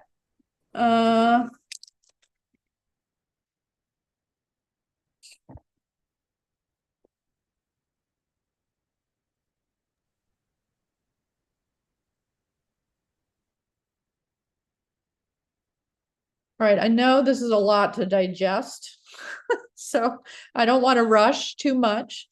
And maybe what we'll do, since we're almost 2 hours in and we're about to start on recommendation 3, how about we take a 5-minute break? Just before we leave that. Okay. So it probably should say to reach agreement. Thank you, Mark. Rather than an agreement. Thank you, Mark. And basically, we're saying the same thing as That's right. reach consensus. Exactly. So we're Well, back to the original language.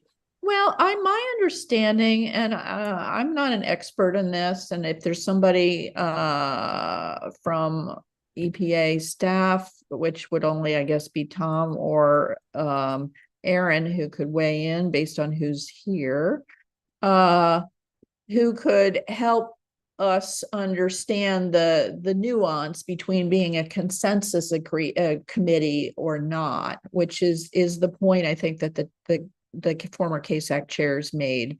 And we are not a consensus committee. And so, but I think we still want to have agreement wherever we can.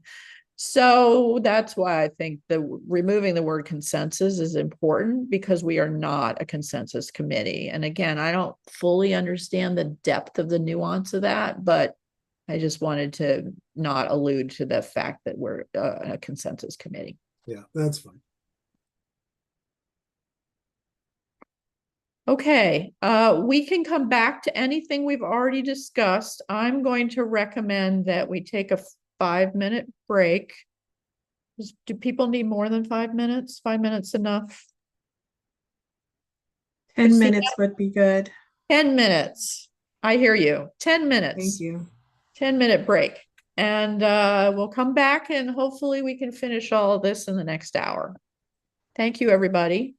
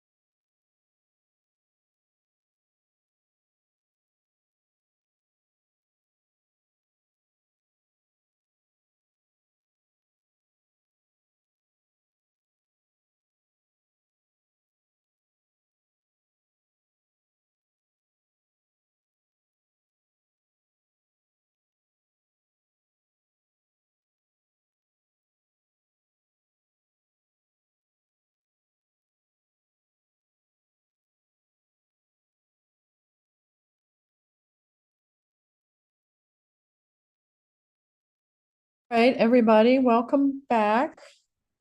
I assume all the Charter CASAC members are back.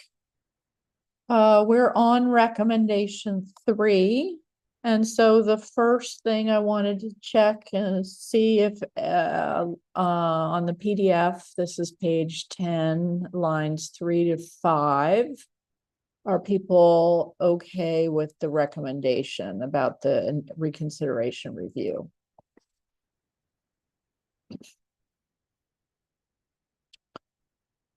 Seeing no comments, we'll move on to the text, which is on the same page, lines 7 through 20 in the PDF. And I have a proposed addition that I lifted from the former CASAC chair's written comments, and that at the end, to add to the end of the paragraph. And that wording says, as affirmed by the former CASAC chairs Samet and Diaz-Rue, quote, while such a reconsideration may not be undertaken in the future, in the event that it is done, a clear plan needs to be specified. CASAC's role and the points for review by CASAC in the process need to be agreed to in advance, unquote. So I'm proposing that we add that to our consensus comments. Well, we could say acknowledged instead of agreed to in advance. It just seems like if we agree to something in advance, we might limit something we don't want to limit in the future. Well, I could agree with you, Dirk, except that's a quote from there. Okay. So because it's a quote, I think we should leave it as is. Okay.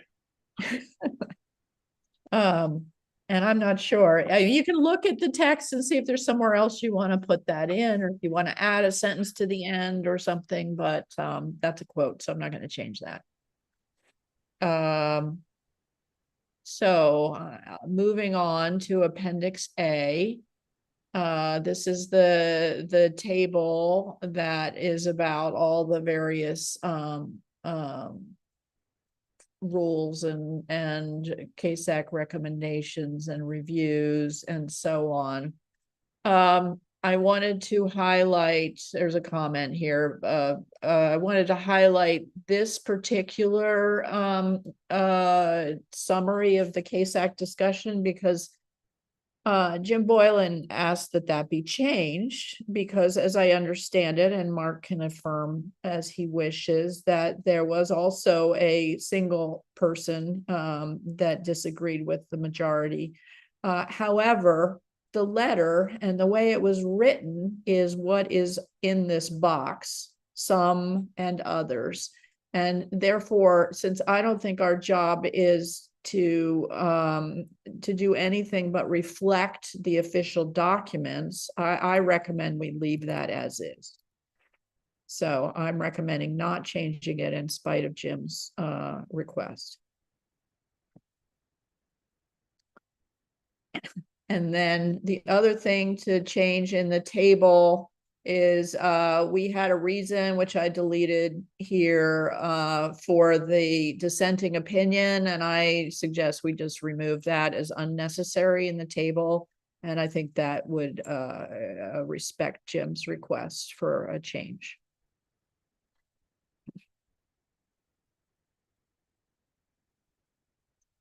Okay, I'm hearing silence, so I'm assuming silence is assent. We're ready, I think, either to move on to the letter or to go back to the parking lot about the discussion we had with Christina about the figure. So I'll move back up to the figure in case there's anything, Christina, that you want to bring up now or any suggested edits to the text that we can deliberate on.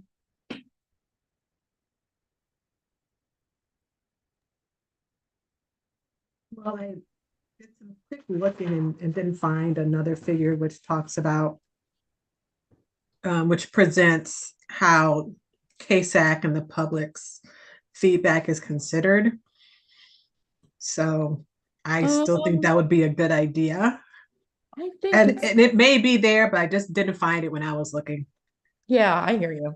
And that's Let yeah. me So I think see if I can find something quickly. It's in think the Alexandra may have a response to what I said. do. I was looking as well, and I did find a figure that says CASAC review and public comment. And so I think what I was hearing you saying, and I'm glad that Mark pushed me to clarify what I was thinking, is it's less about who's deciding, but what their role, and this is something that as new members, I'm figuring out, what is the role of CASAC's advice in the process itself? And that may be laid out in a document somewhere. But sort of these questions of when feedback aligns and it doesn't aligns, and when there are revisions and when there aren't revisions. And it seems to be changing through time. And a lot of what we're requesting are opportunities for that feedback to be integrated. And so I feel as a chartered CASAC member, I would like clarity and transparency on how that feedback, not only chartered CASAC feedback, but public comment feedback is incorporated in the process. And again, it may be that that's out there and that that's been described somewhere, but it's certainly not in the one figure that I found, because it's just a box that says CASAC review. So sure, there's review, but then what? And I think that adds to transparency. It helps us, it helps the public see how this process moves forward. And so if that exists already, I think that's fantastic. And hopefully we can find that and move forward with that. But it seems like in the big picture, a lot of what we're talking about here is where that feedback plays into this process. So I hope that that's a little bit clearer in my comments. That's a valuable clarification. And I'm wondering if there's somewhere in our consensus comments that we could insert, the need for clarity. I mean, it's sort of in there.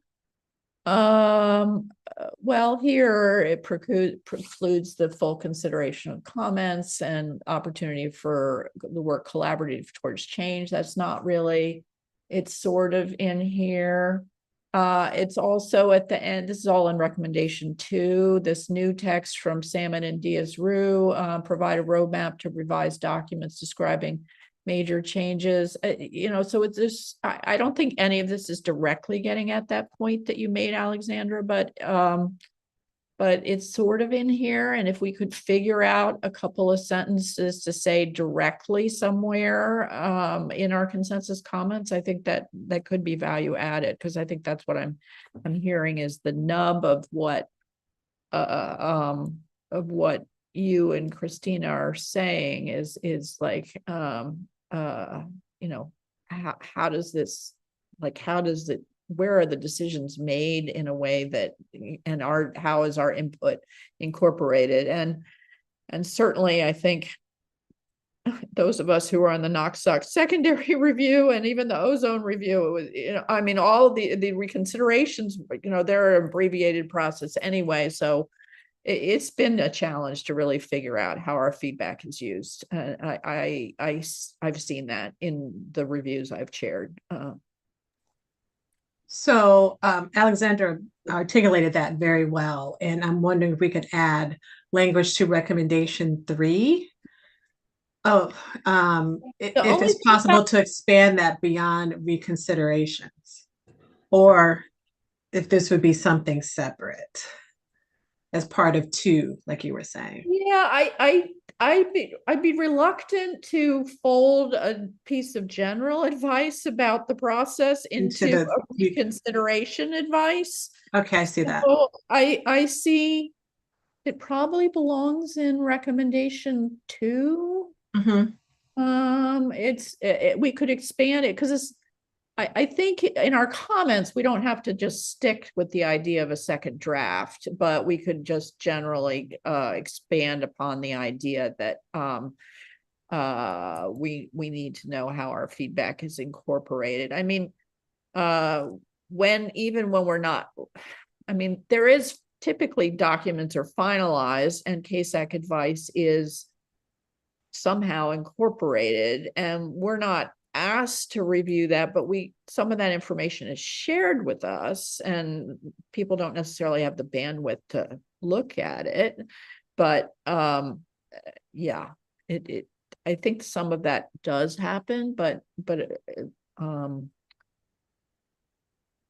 figuring out how to articulate this might be valuable. However, I'm a little bit concerned about doing something general in a letter that we need to agree on the text and other than final wordsmithing. So I don't know. I think we can find a place in recommendation two to put this, perhaps in a third paragraph with language. Okay, I was looking at the unedited version. Yeah, of course. I'm the only one that has the edited version. So you're talking about new text to request opportunities for opportunities, maybe the right word, to request articulation of how feedback gets incorporated in the process. Is that what is that? I mean, I'm actually thinking of, a visual representation. And also I guess, text as well, describing the roles and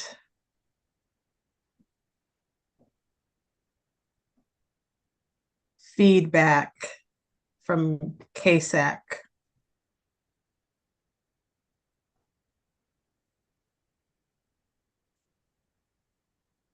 Yeah, so I'm just writing our notes here. We need to get a little bit more refined, I think. Mark, are you going to help us navigate this? Probably not. No, I was just going to insert my concern that this, first of all, this doesn't go under recommendation 2 unless we change recommendation 2, because recommendation 2 is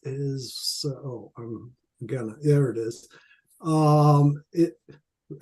Recommendation 2 as it stands is the agency should provide a second draft PA, and that's the message that was in the draft letter. It's one of the main points that we want to make. This is, what we're talking about now is a whole different issue in my mind. It's not part of a second draft PA. It's an overall issue of how CASAC's input is considered.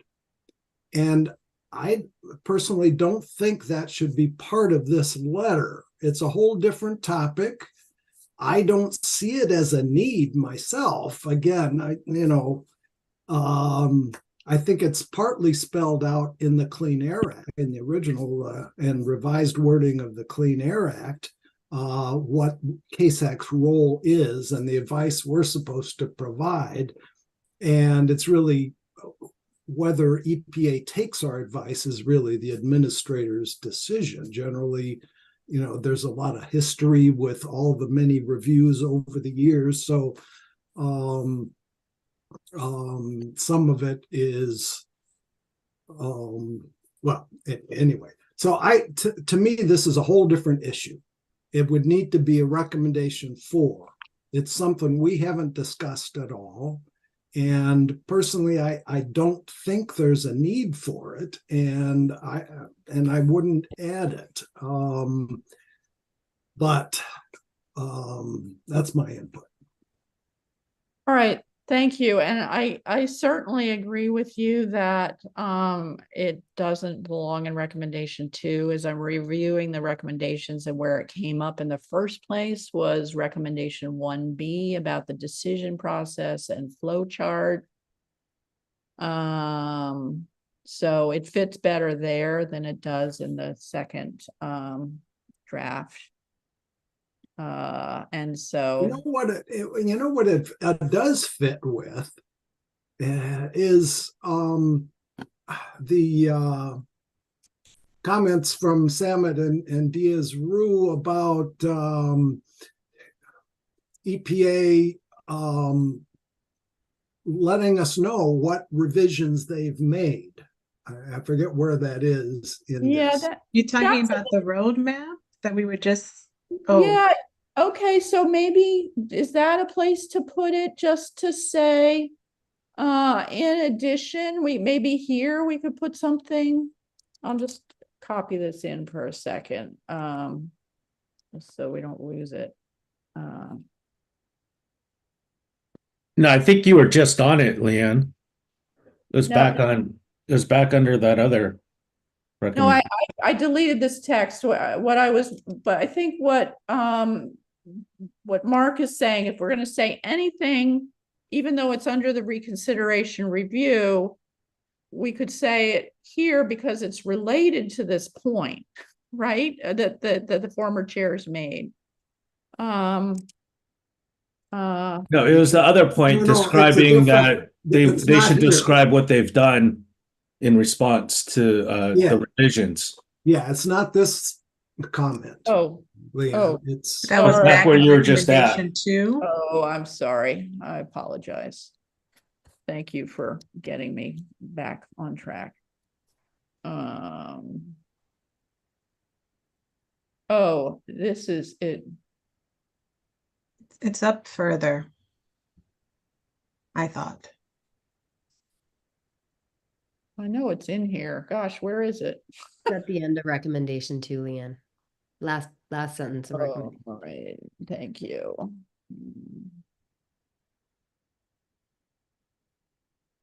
Oh, okay, so here. yeah. This roadmap, and maybe that point could be expanded, because I think, yeah, so whenever there's a second draft or a revision, or even if there isn't a second draft, Even when they in, revise the first draft, it'd be nice for us to hear about exactly how it was, the first draft was revised. like to have the opportunity to discuss how the draft was revised. Well, I mean, there wouldn't be any point for us discussing it. There could be. I mean, if we just get a memo that says, here it is, I don't know about you, but I'm not sure Well, people pay attention to. It's like But showing a as it is now, with just one draft, we don't even get a memo, right? Right. So I'm just saying that, yeah, maybe just leave it that, if we think a second draft is required, that, yeah, we need a roadmap and to the revised document and the changes that were made. Yeah, so that's already the sentence that was Right. there. Yeah. Let's see, we got a couple hands up. Let's see if we can figure this out. Judy? Yeah, discuss, if we're never gonna have a chance to discuss, maybe to review or comment, that to discuss how the first draft was revised. We should have a chance to evaluate, or review.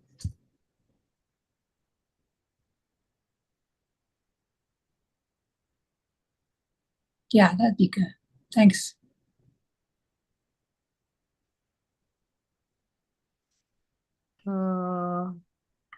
Christina? So I agree with this. I think this is good language. And I'm also want to include how it would be helpful to have a figure about how this is done generally with roles.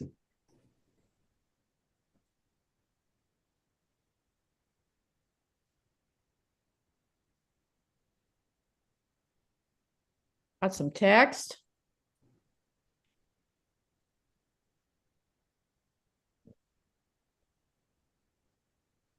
Seems like that's another separate point, which is kind of related to the it's not related to this figure, but it was brought up by the figure 3-1.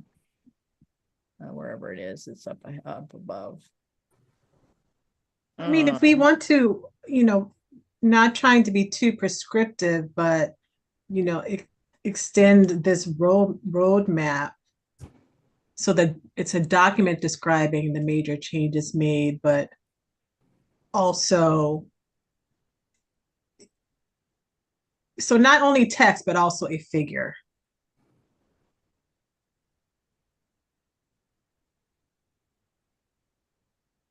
Since EPA doesn't have to respond to our comments, it makes it impossible to put us in as a flow tree because there's no necessarily not a decision being made at that spot.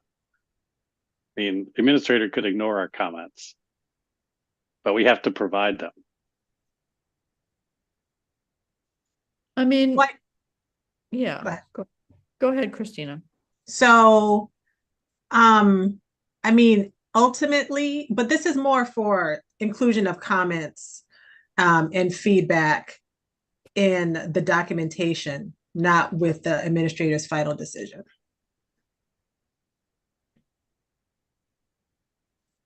So you're talking about still in the assessment phase, as opposed to the rulemaking phase, which is after we're done. We don't engage in the rulemaking phase at all. And the assessment phase is the phase where there's an IRP and ISA and a PA and maybe a REA. Correct. So that's the assessment phase.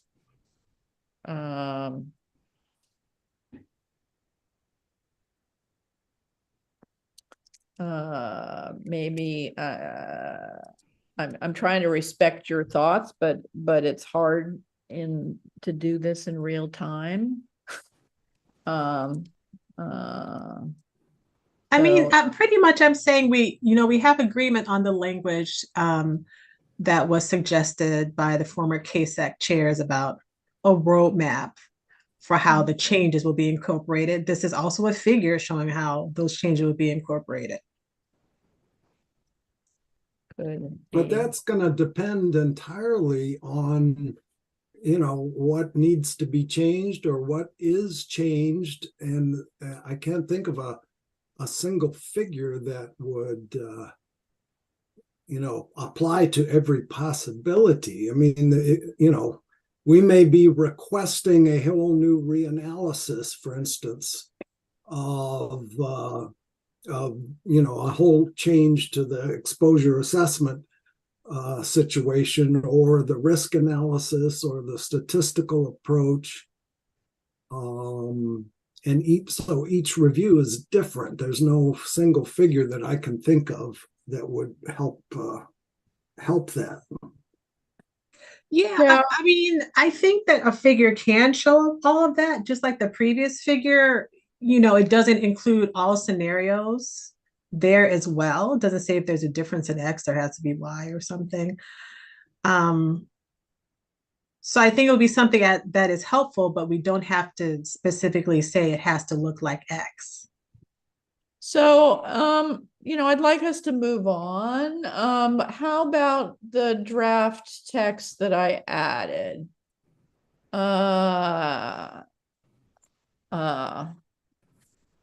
So that it's soft enough that we don't have to, it's not a recommendation, it's a suggestion. So I said in the assessment phase, it could be helpful to lay out how CASAC feedback will be incorporated, e.g. in text or visually. It's sort of like good compromise. Covers the landscape. Is that okay with you, Christina? Yes, that's okay. And we can wordsmith. Right. Yeah, okay. So wordsmithing we can do offline. But the general point I think we need to agree on. So it sounds like we've added 2 sentences and I think we've got agreement on both of them. So even in the absence of a second draft, The CASAC would like to have the opportunity to review revisions to the first draft. Further, in the assessment phase, it could also be helpful to lay out how how CASAC feedback will be incorporated, e.g. in text or a figure. Okay. Everybody okay with that? Thumbs up. Okay. Yes. Thank you. I think, Alex, I think you were saying yes while I was talking. Sorry, interrupted. Yeah. I thumbs up. All right, thank you. All right, I think we're ready to move on to the letter. Is that, we've gone through the entire document. Oh, Judy. Yeah, sorry, I was wondering before you move out of the consensus comment, can you bring up the table again, our appendix Sure. A? I have two things I forgot to mention. Oh, yeah. Yeah, sure. Okay, the first line on the table. Where was it? There. No, it's not there anymore. In the 1997. Or the table? Oh, 2007. sorry. That wasn't the top. Appendix A table, yes, okay. You see this second line below 0.8 ppm on the second line to 2007 is 0.08, right? Yeah. It's not 0.0. Oh, what? Oh, is the, you mean like no, the second one, the next one. There's a typo. Is that what you're saying? No. Oh, the other one. Sorry. The other one, yeah. That one is okay. Yeah. 0.08. Yeah, thank you. And 0.08. Yeah. Sorry, I was a little bit Yeah, and kill that. No, and then the next page on the 2014. Oh no, too fast. 2014. Yeah, you see that on June 26th line 2014. Yes, you just put a leading zero before the. Just make it pretty. Thank you. Oh. Okay. Very good. Okay, thank you. Yeah. Got to get the details right. All right, so now we're ready to move on, I think. I'm going to go all the way up to the top of the document. All right. So the top of the document needed to address the consensus piece and thought about how to revise this. Not sure this is the best suggestion, but the draft revision that I have, which is for the sentence that starts on line 23, recent CASAC deliberations on the NAAQS reviews for particulate matter, ozone, and the secondary NAAQS for nitrogen oxide, sulfur oxides, and particulate matter have been challenged by differences of opinion that may have been resolved had there been an opportunity to follow up and consider additional analyses based on the CASAC's guidance, semicolon. This process has diminished the usefulness of the CASAC's advice. So that's my recommended changes for which, that sentence got picked up by press and by the CASAC chairs. And anyway, it's a rather lightning rod type text that needed to be changed anyway. So are people okay with that suggested edit, or you have a different one? I would maybe consider deleting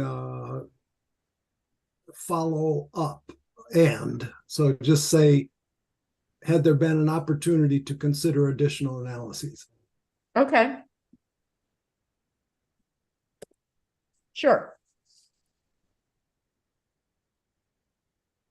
I mean, we don't have to say differences of opinion. We could just say made more difficult.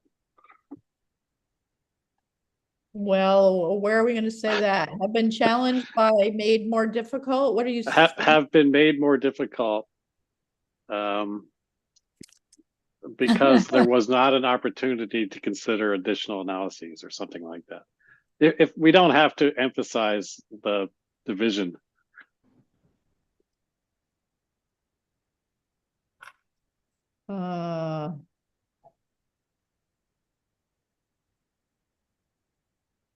due to the lack of an opportunity or something like that. Yeah. Maybe because there was not an opportunity. How about that? Had been made more difficult, had there, well, that's not really worded right, but that's not worded right. Anyway, Christina, you gonna fix this? Maybe I was going to make a very similar comment. So have been made more difficult Due to a lack due of to the opportunity. inability. No, okay. Yep.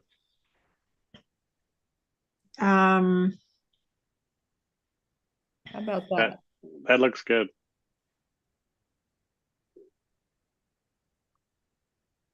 Have been made more difficult due to the lack of opportunity to consider additional analyses based on the CASAC's guidance. Judy.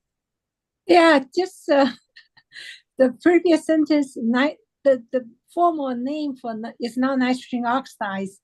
It's oxidized nitrogen and oxidized sulfur, just to make it right for the secondary review.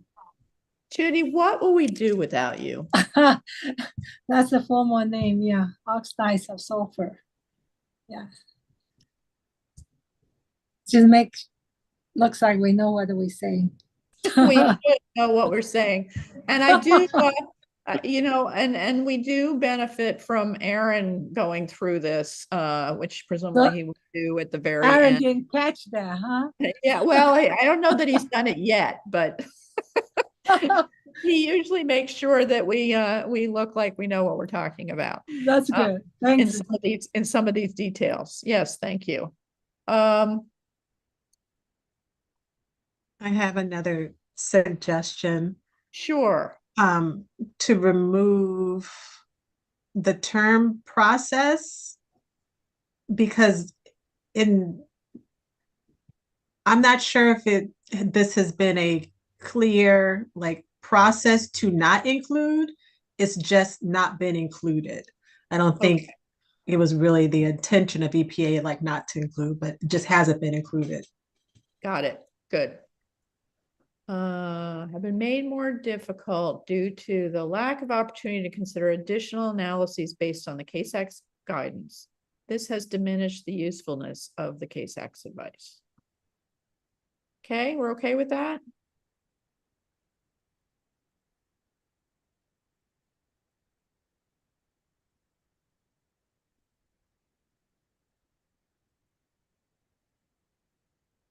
Not hearing anything, so I'm going to move on. During the break, I put in the expand and redesign. Want to make, as we had revamped there before.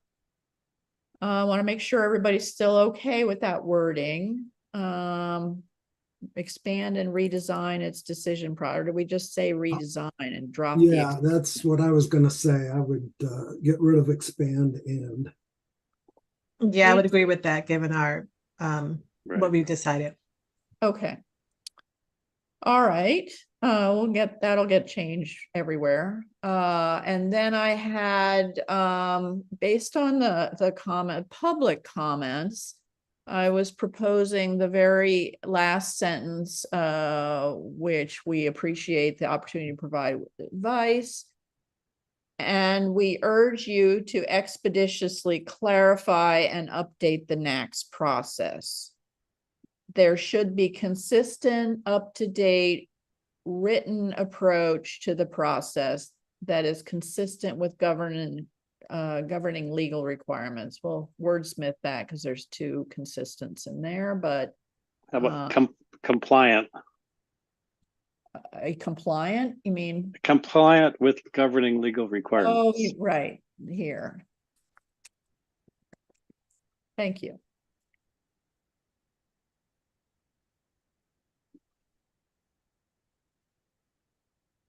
You know, we were also asked to say something about the 2018 memo, but I'm not sure any of us are really well enough informed to specifically address that. And it seems to me that this added text alludes to that without explicitly addressing it. So I just want to clarify the first part of your edit there. We urge you to expeditiously clarify and update the NAAQS process. Review we process, just, probably should say next review. Review, right. well, are we just, this almost sounds like we're asking something new or different. And what you're really meaning to say here, right, is that we urge you to incorporate these changes we have recommended. Oh, sure, that's right. To expeditiously incorporate the changes Or just recommended changes. to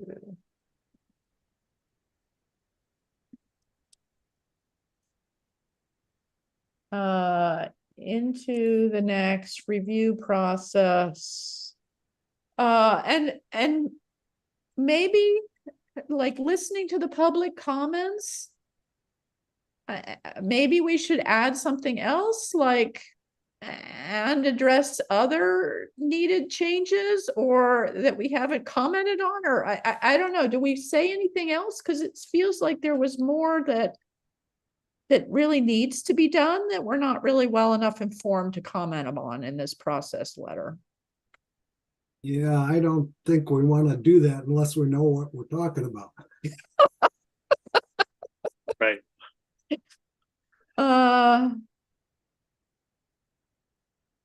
Well, the next sentence does in some sense get at it indirectly. There should be a consistent, up-to-date written approach to the process that is compliant with governing legal requirements.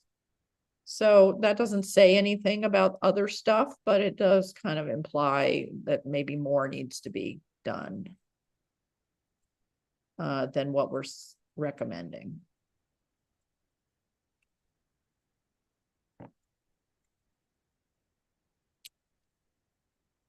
Okay, any further comments on anything?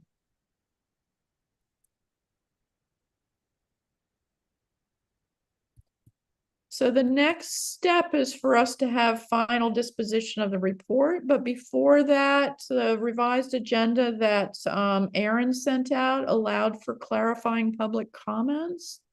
And so I guess I'm going to ask Aaron if there are any, well, before Aaron speaks, I'll have Christina speak, but next then I'll have Aaron inform us about whether there are any clarifying public comments. Christina.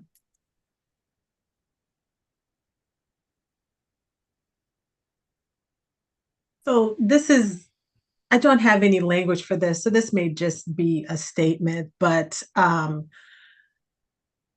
with this letter, and especially, I mean, it's very accurate to say there should be a consistent, up-to-date written approach to the process that is compliant with governing legal requirements.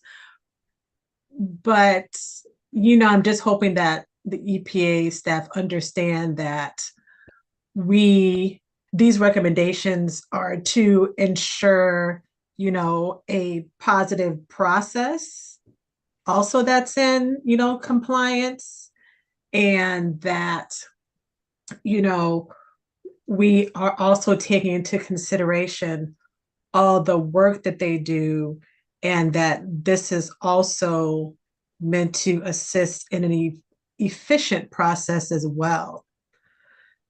So I think that's just a personal statement of mine. I'm not sure if there's a place for that to be put in the letter.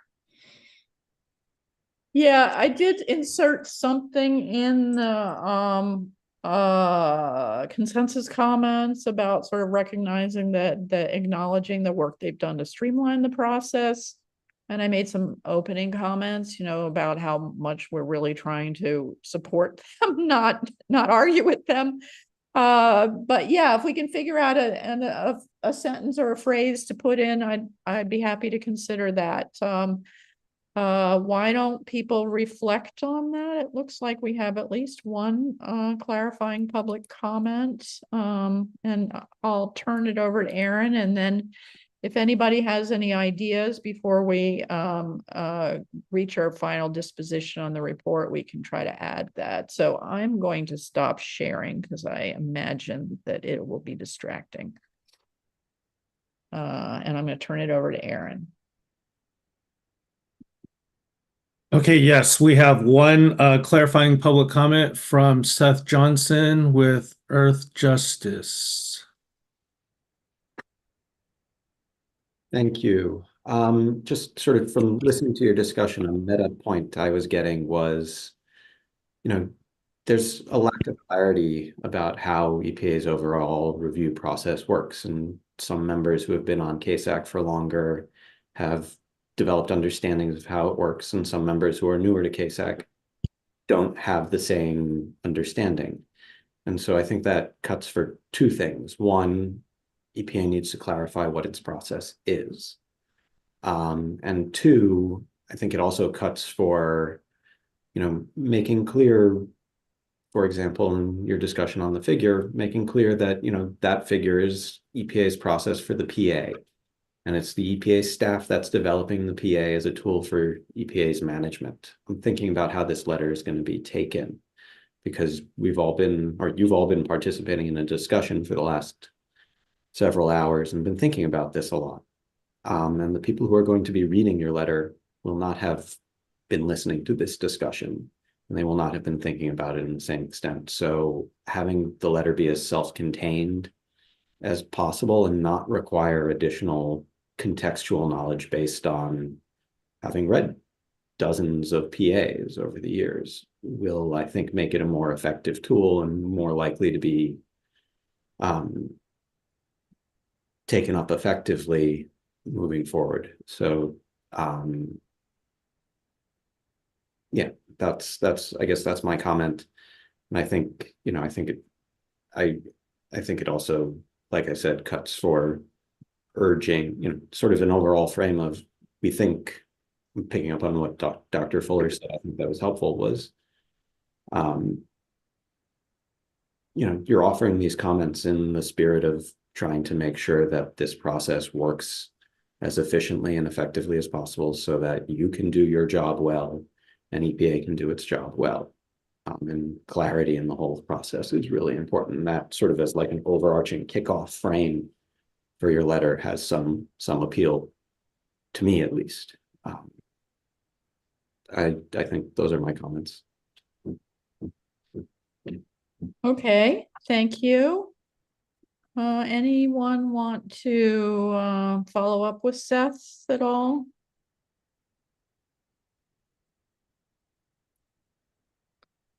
All right, seeing no hands, thank you for your comment. So do we try to address any of this, particularly Christina, given your idea? Is there a way somewhere in our letter, maybe in the beginning? Let me start sharing again.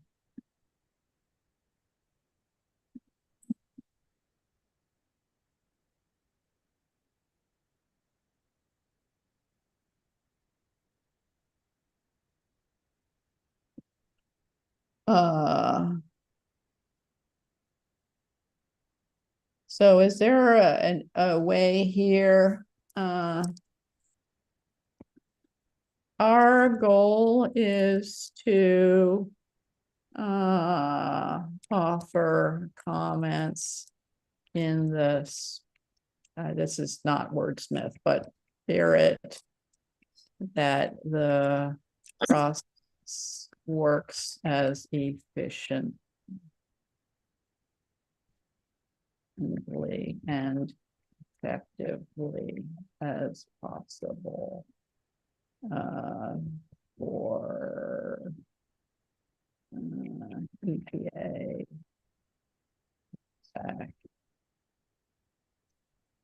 the benefit of the public health and welfare. Something like that, that gets at Christina's comment. Is that and we can wordsmith a little bit offline, but the spirit of that being something positive, we could say.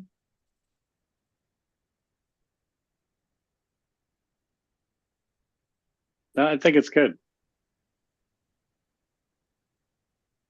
Thank you. Will work.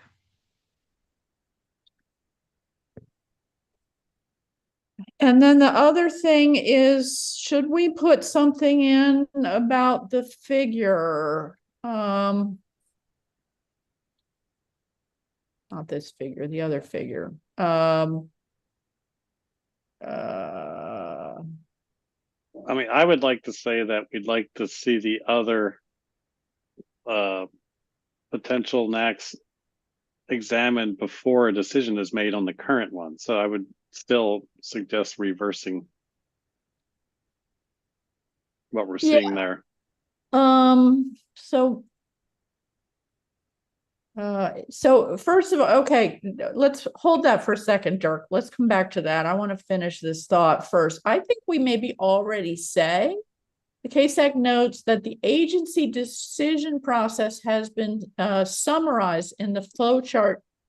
The agency that it uses has been. So I think that we are already saying, you know, like what the purpose of this figure is in this sentence.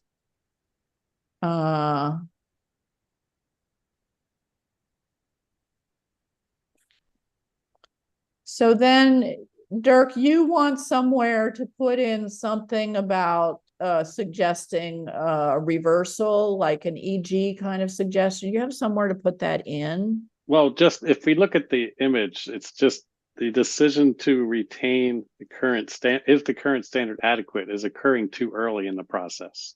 Yeah, so it just needs to be moved down. That's the so somewhere in there here we should say could we look at the figure again and just see make sure there's no unintended implications here. So you're saying move what, where? So he's suggesting moving this before the diamond. The consider potential alternative standards. Yeah. Yes. And you know, I have a problem with the binary decision box, period. Yeah. Regardless of what the order that they do that in is. Yeah, and so to me that this is one of those things about maybe being overly prescriptive. I think there's multiple ways to change this, and yeah, our problem is with that triangle or the diamond decision box there, and one solution might be changing the order of things, but another solution might be changing what's in that box.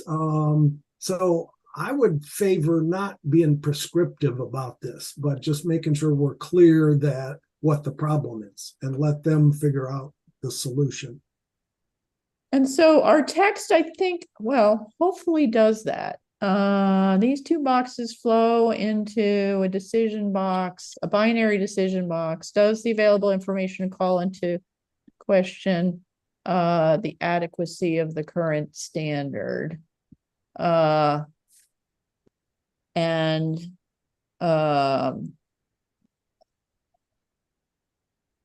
I mean, I think the language is adequate there, and I would prefer to leave it as it is rather than specifying specific changes to the diagram. Okay, and I believe the EPA staff are listening, and they're going to have to come up with an answer. So, Dirk, I don't think your comment is lost. And the other thing is that, and this is probably important for a couple of people who have had some really valuable thoughts today, is, you know, as with any of these documents, we can append individual comments. And so I would actually encourage you, Dirk, if we don't incorporate anything, which it sounds like that's where we're headed, I would encourage you, Dirk, to provide some individual comments that specifically provide that advice so that it's not lost. And that will then be maintained with this advice, as with all our other advice. And I think that that provides then a valuable solution where you're heard and not forgotten, because maybe people forget after this meeting. And then Christina, you've also had a bunch of comments today that we haven't addressed as directly. Maybe you're satisfied now with everything, but there may be more that you want to say about visual representations and so on that would be valuable in some individual comments. And so I think any of us who wish to should provide individual comments that we can append to this document. I mean, I think lines 13 and 14 do cover it, because, basically we're just saying those alternate standards have to be examined. So they're going to have to revise that anyway. Okay.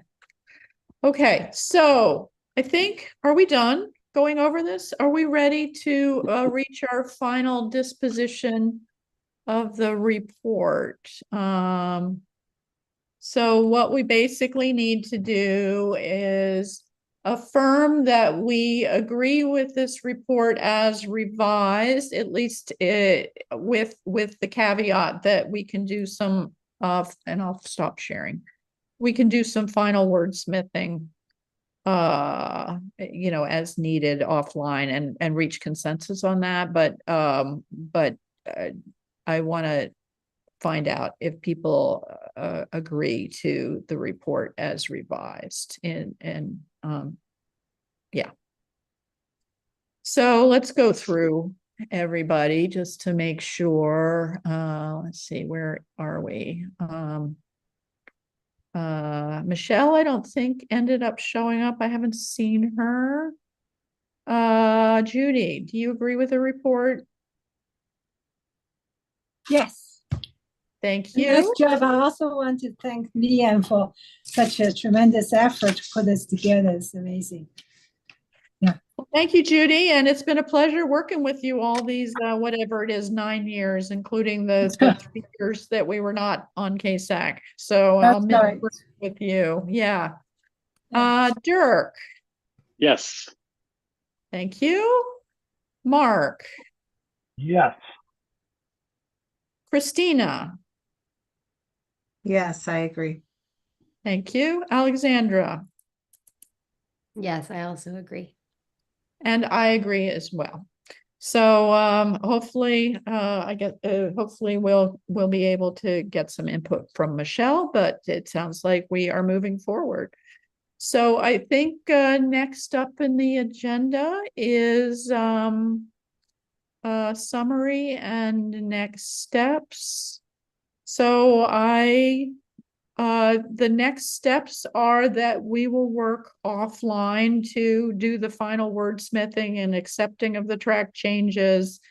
And Aaron will follow up with you about deadlines for that. And if you want to write any individual comments, he will give you a deadline for that as well to get those in. So that's what I understand. I'll let Aaron weigh in a second. I just wanted to thank everybody again, the CASAC, the SAB staff, the members of the public for your thoughtful participation today. As we've said a few times in this meeting, my term as CASAC chair is ending in September, so I don't expect to be chairing any future CASAC meetings, and it's been a real pleasure to navigate this important role, even with its challenges, and been a real pleasure to work with all of you. And I hope that it's been a positive and productive set of processes that we've engaged in. So thank you. Thank you, Leanne.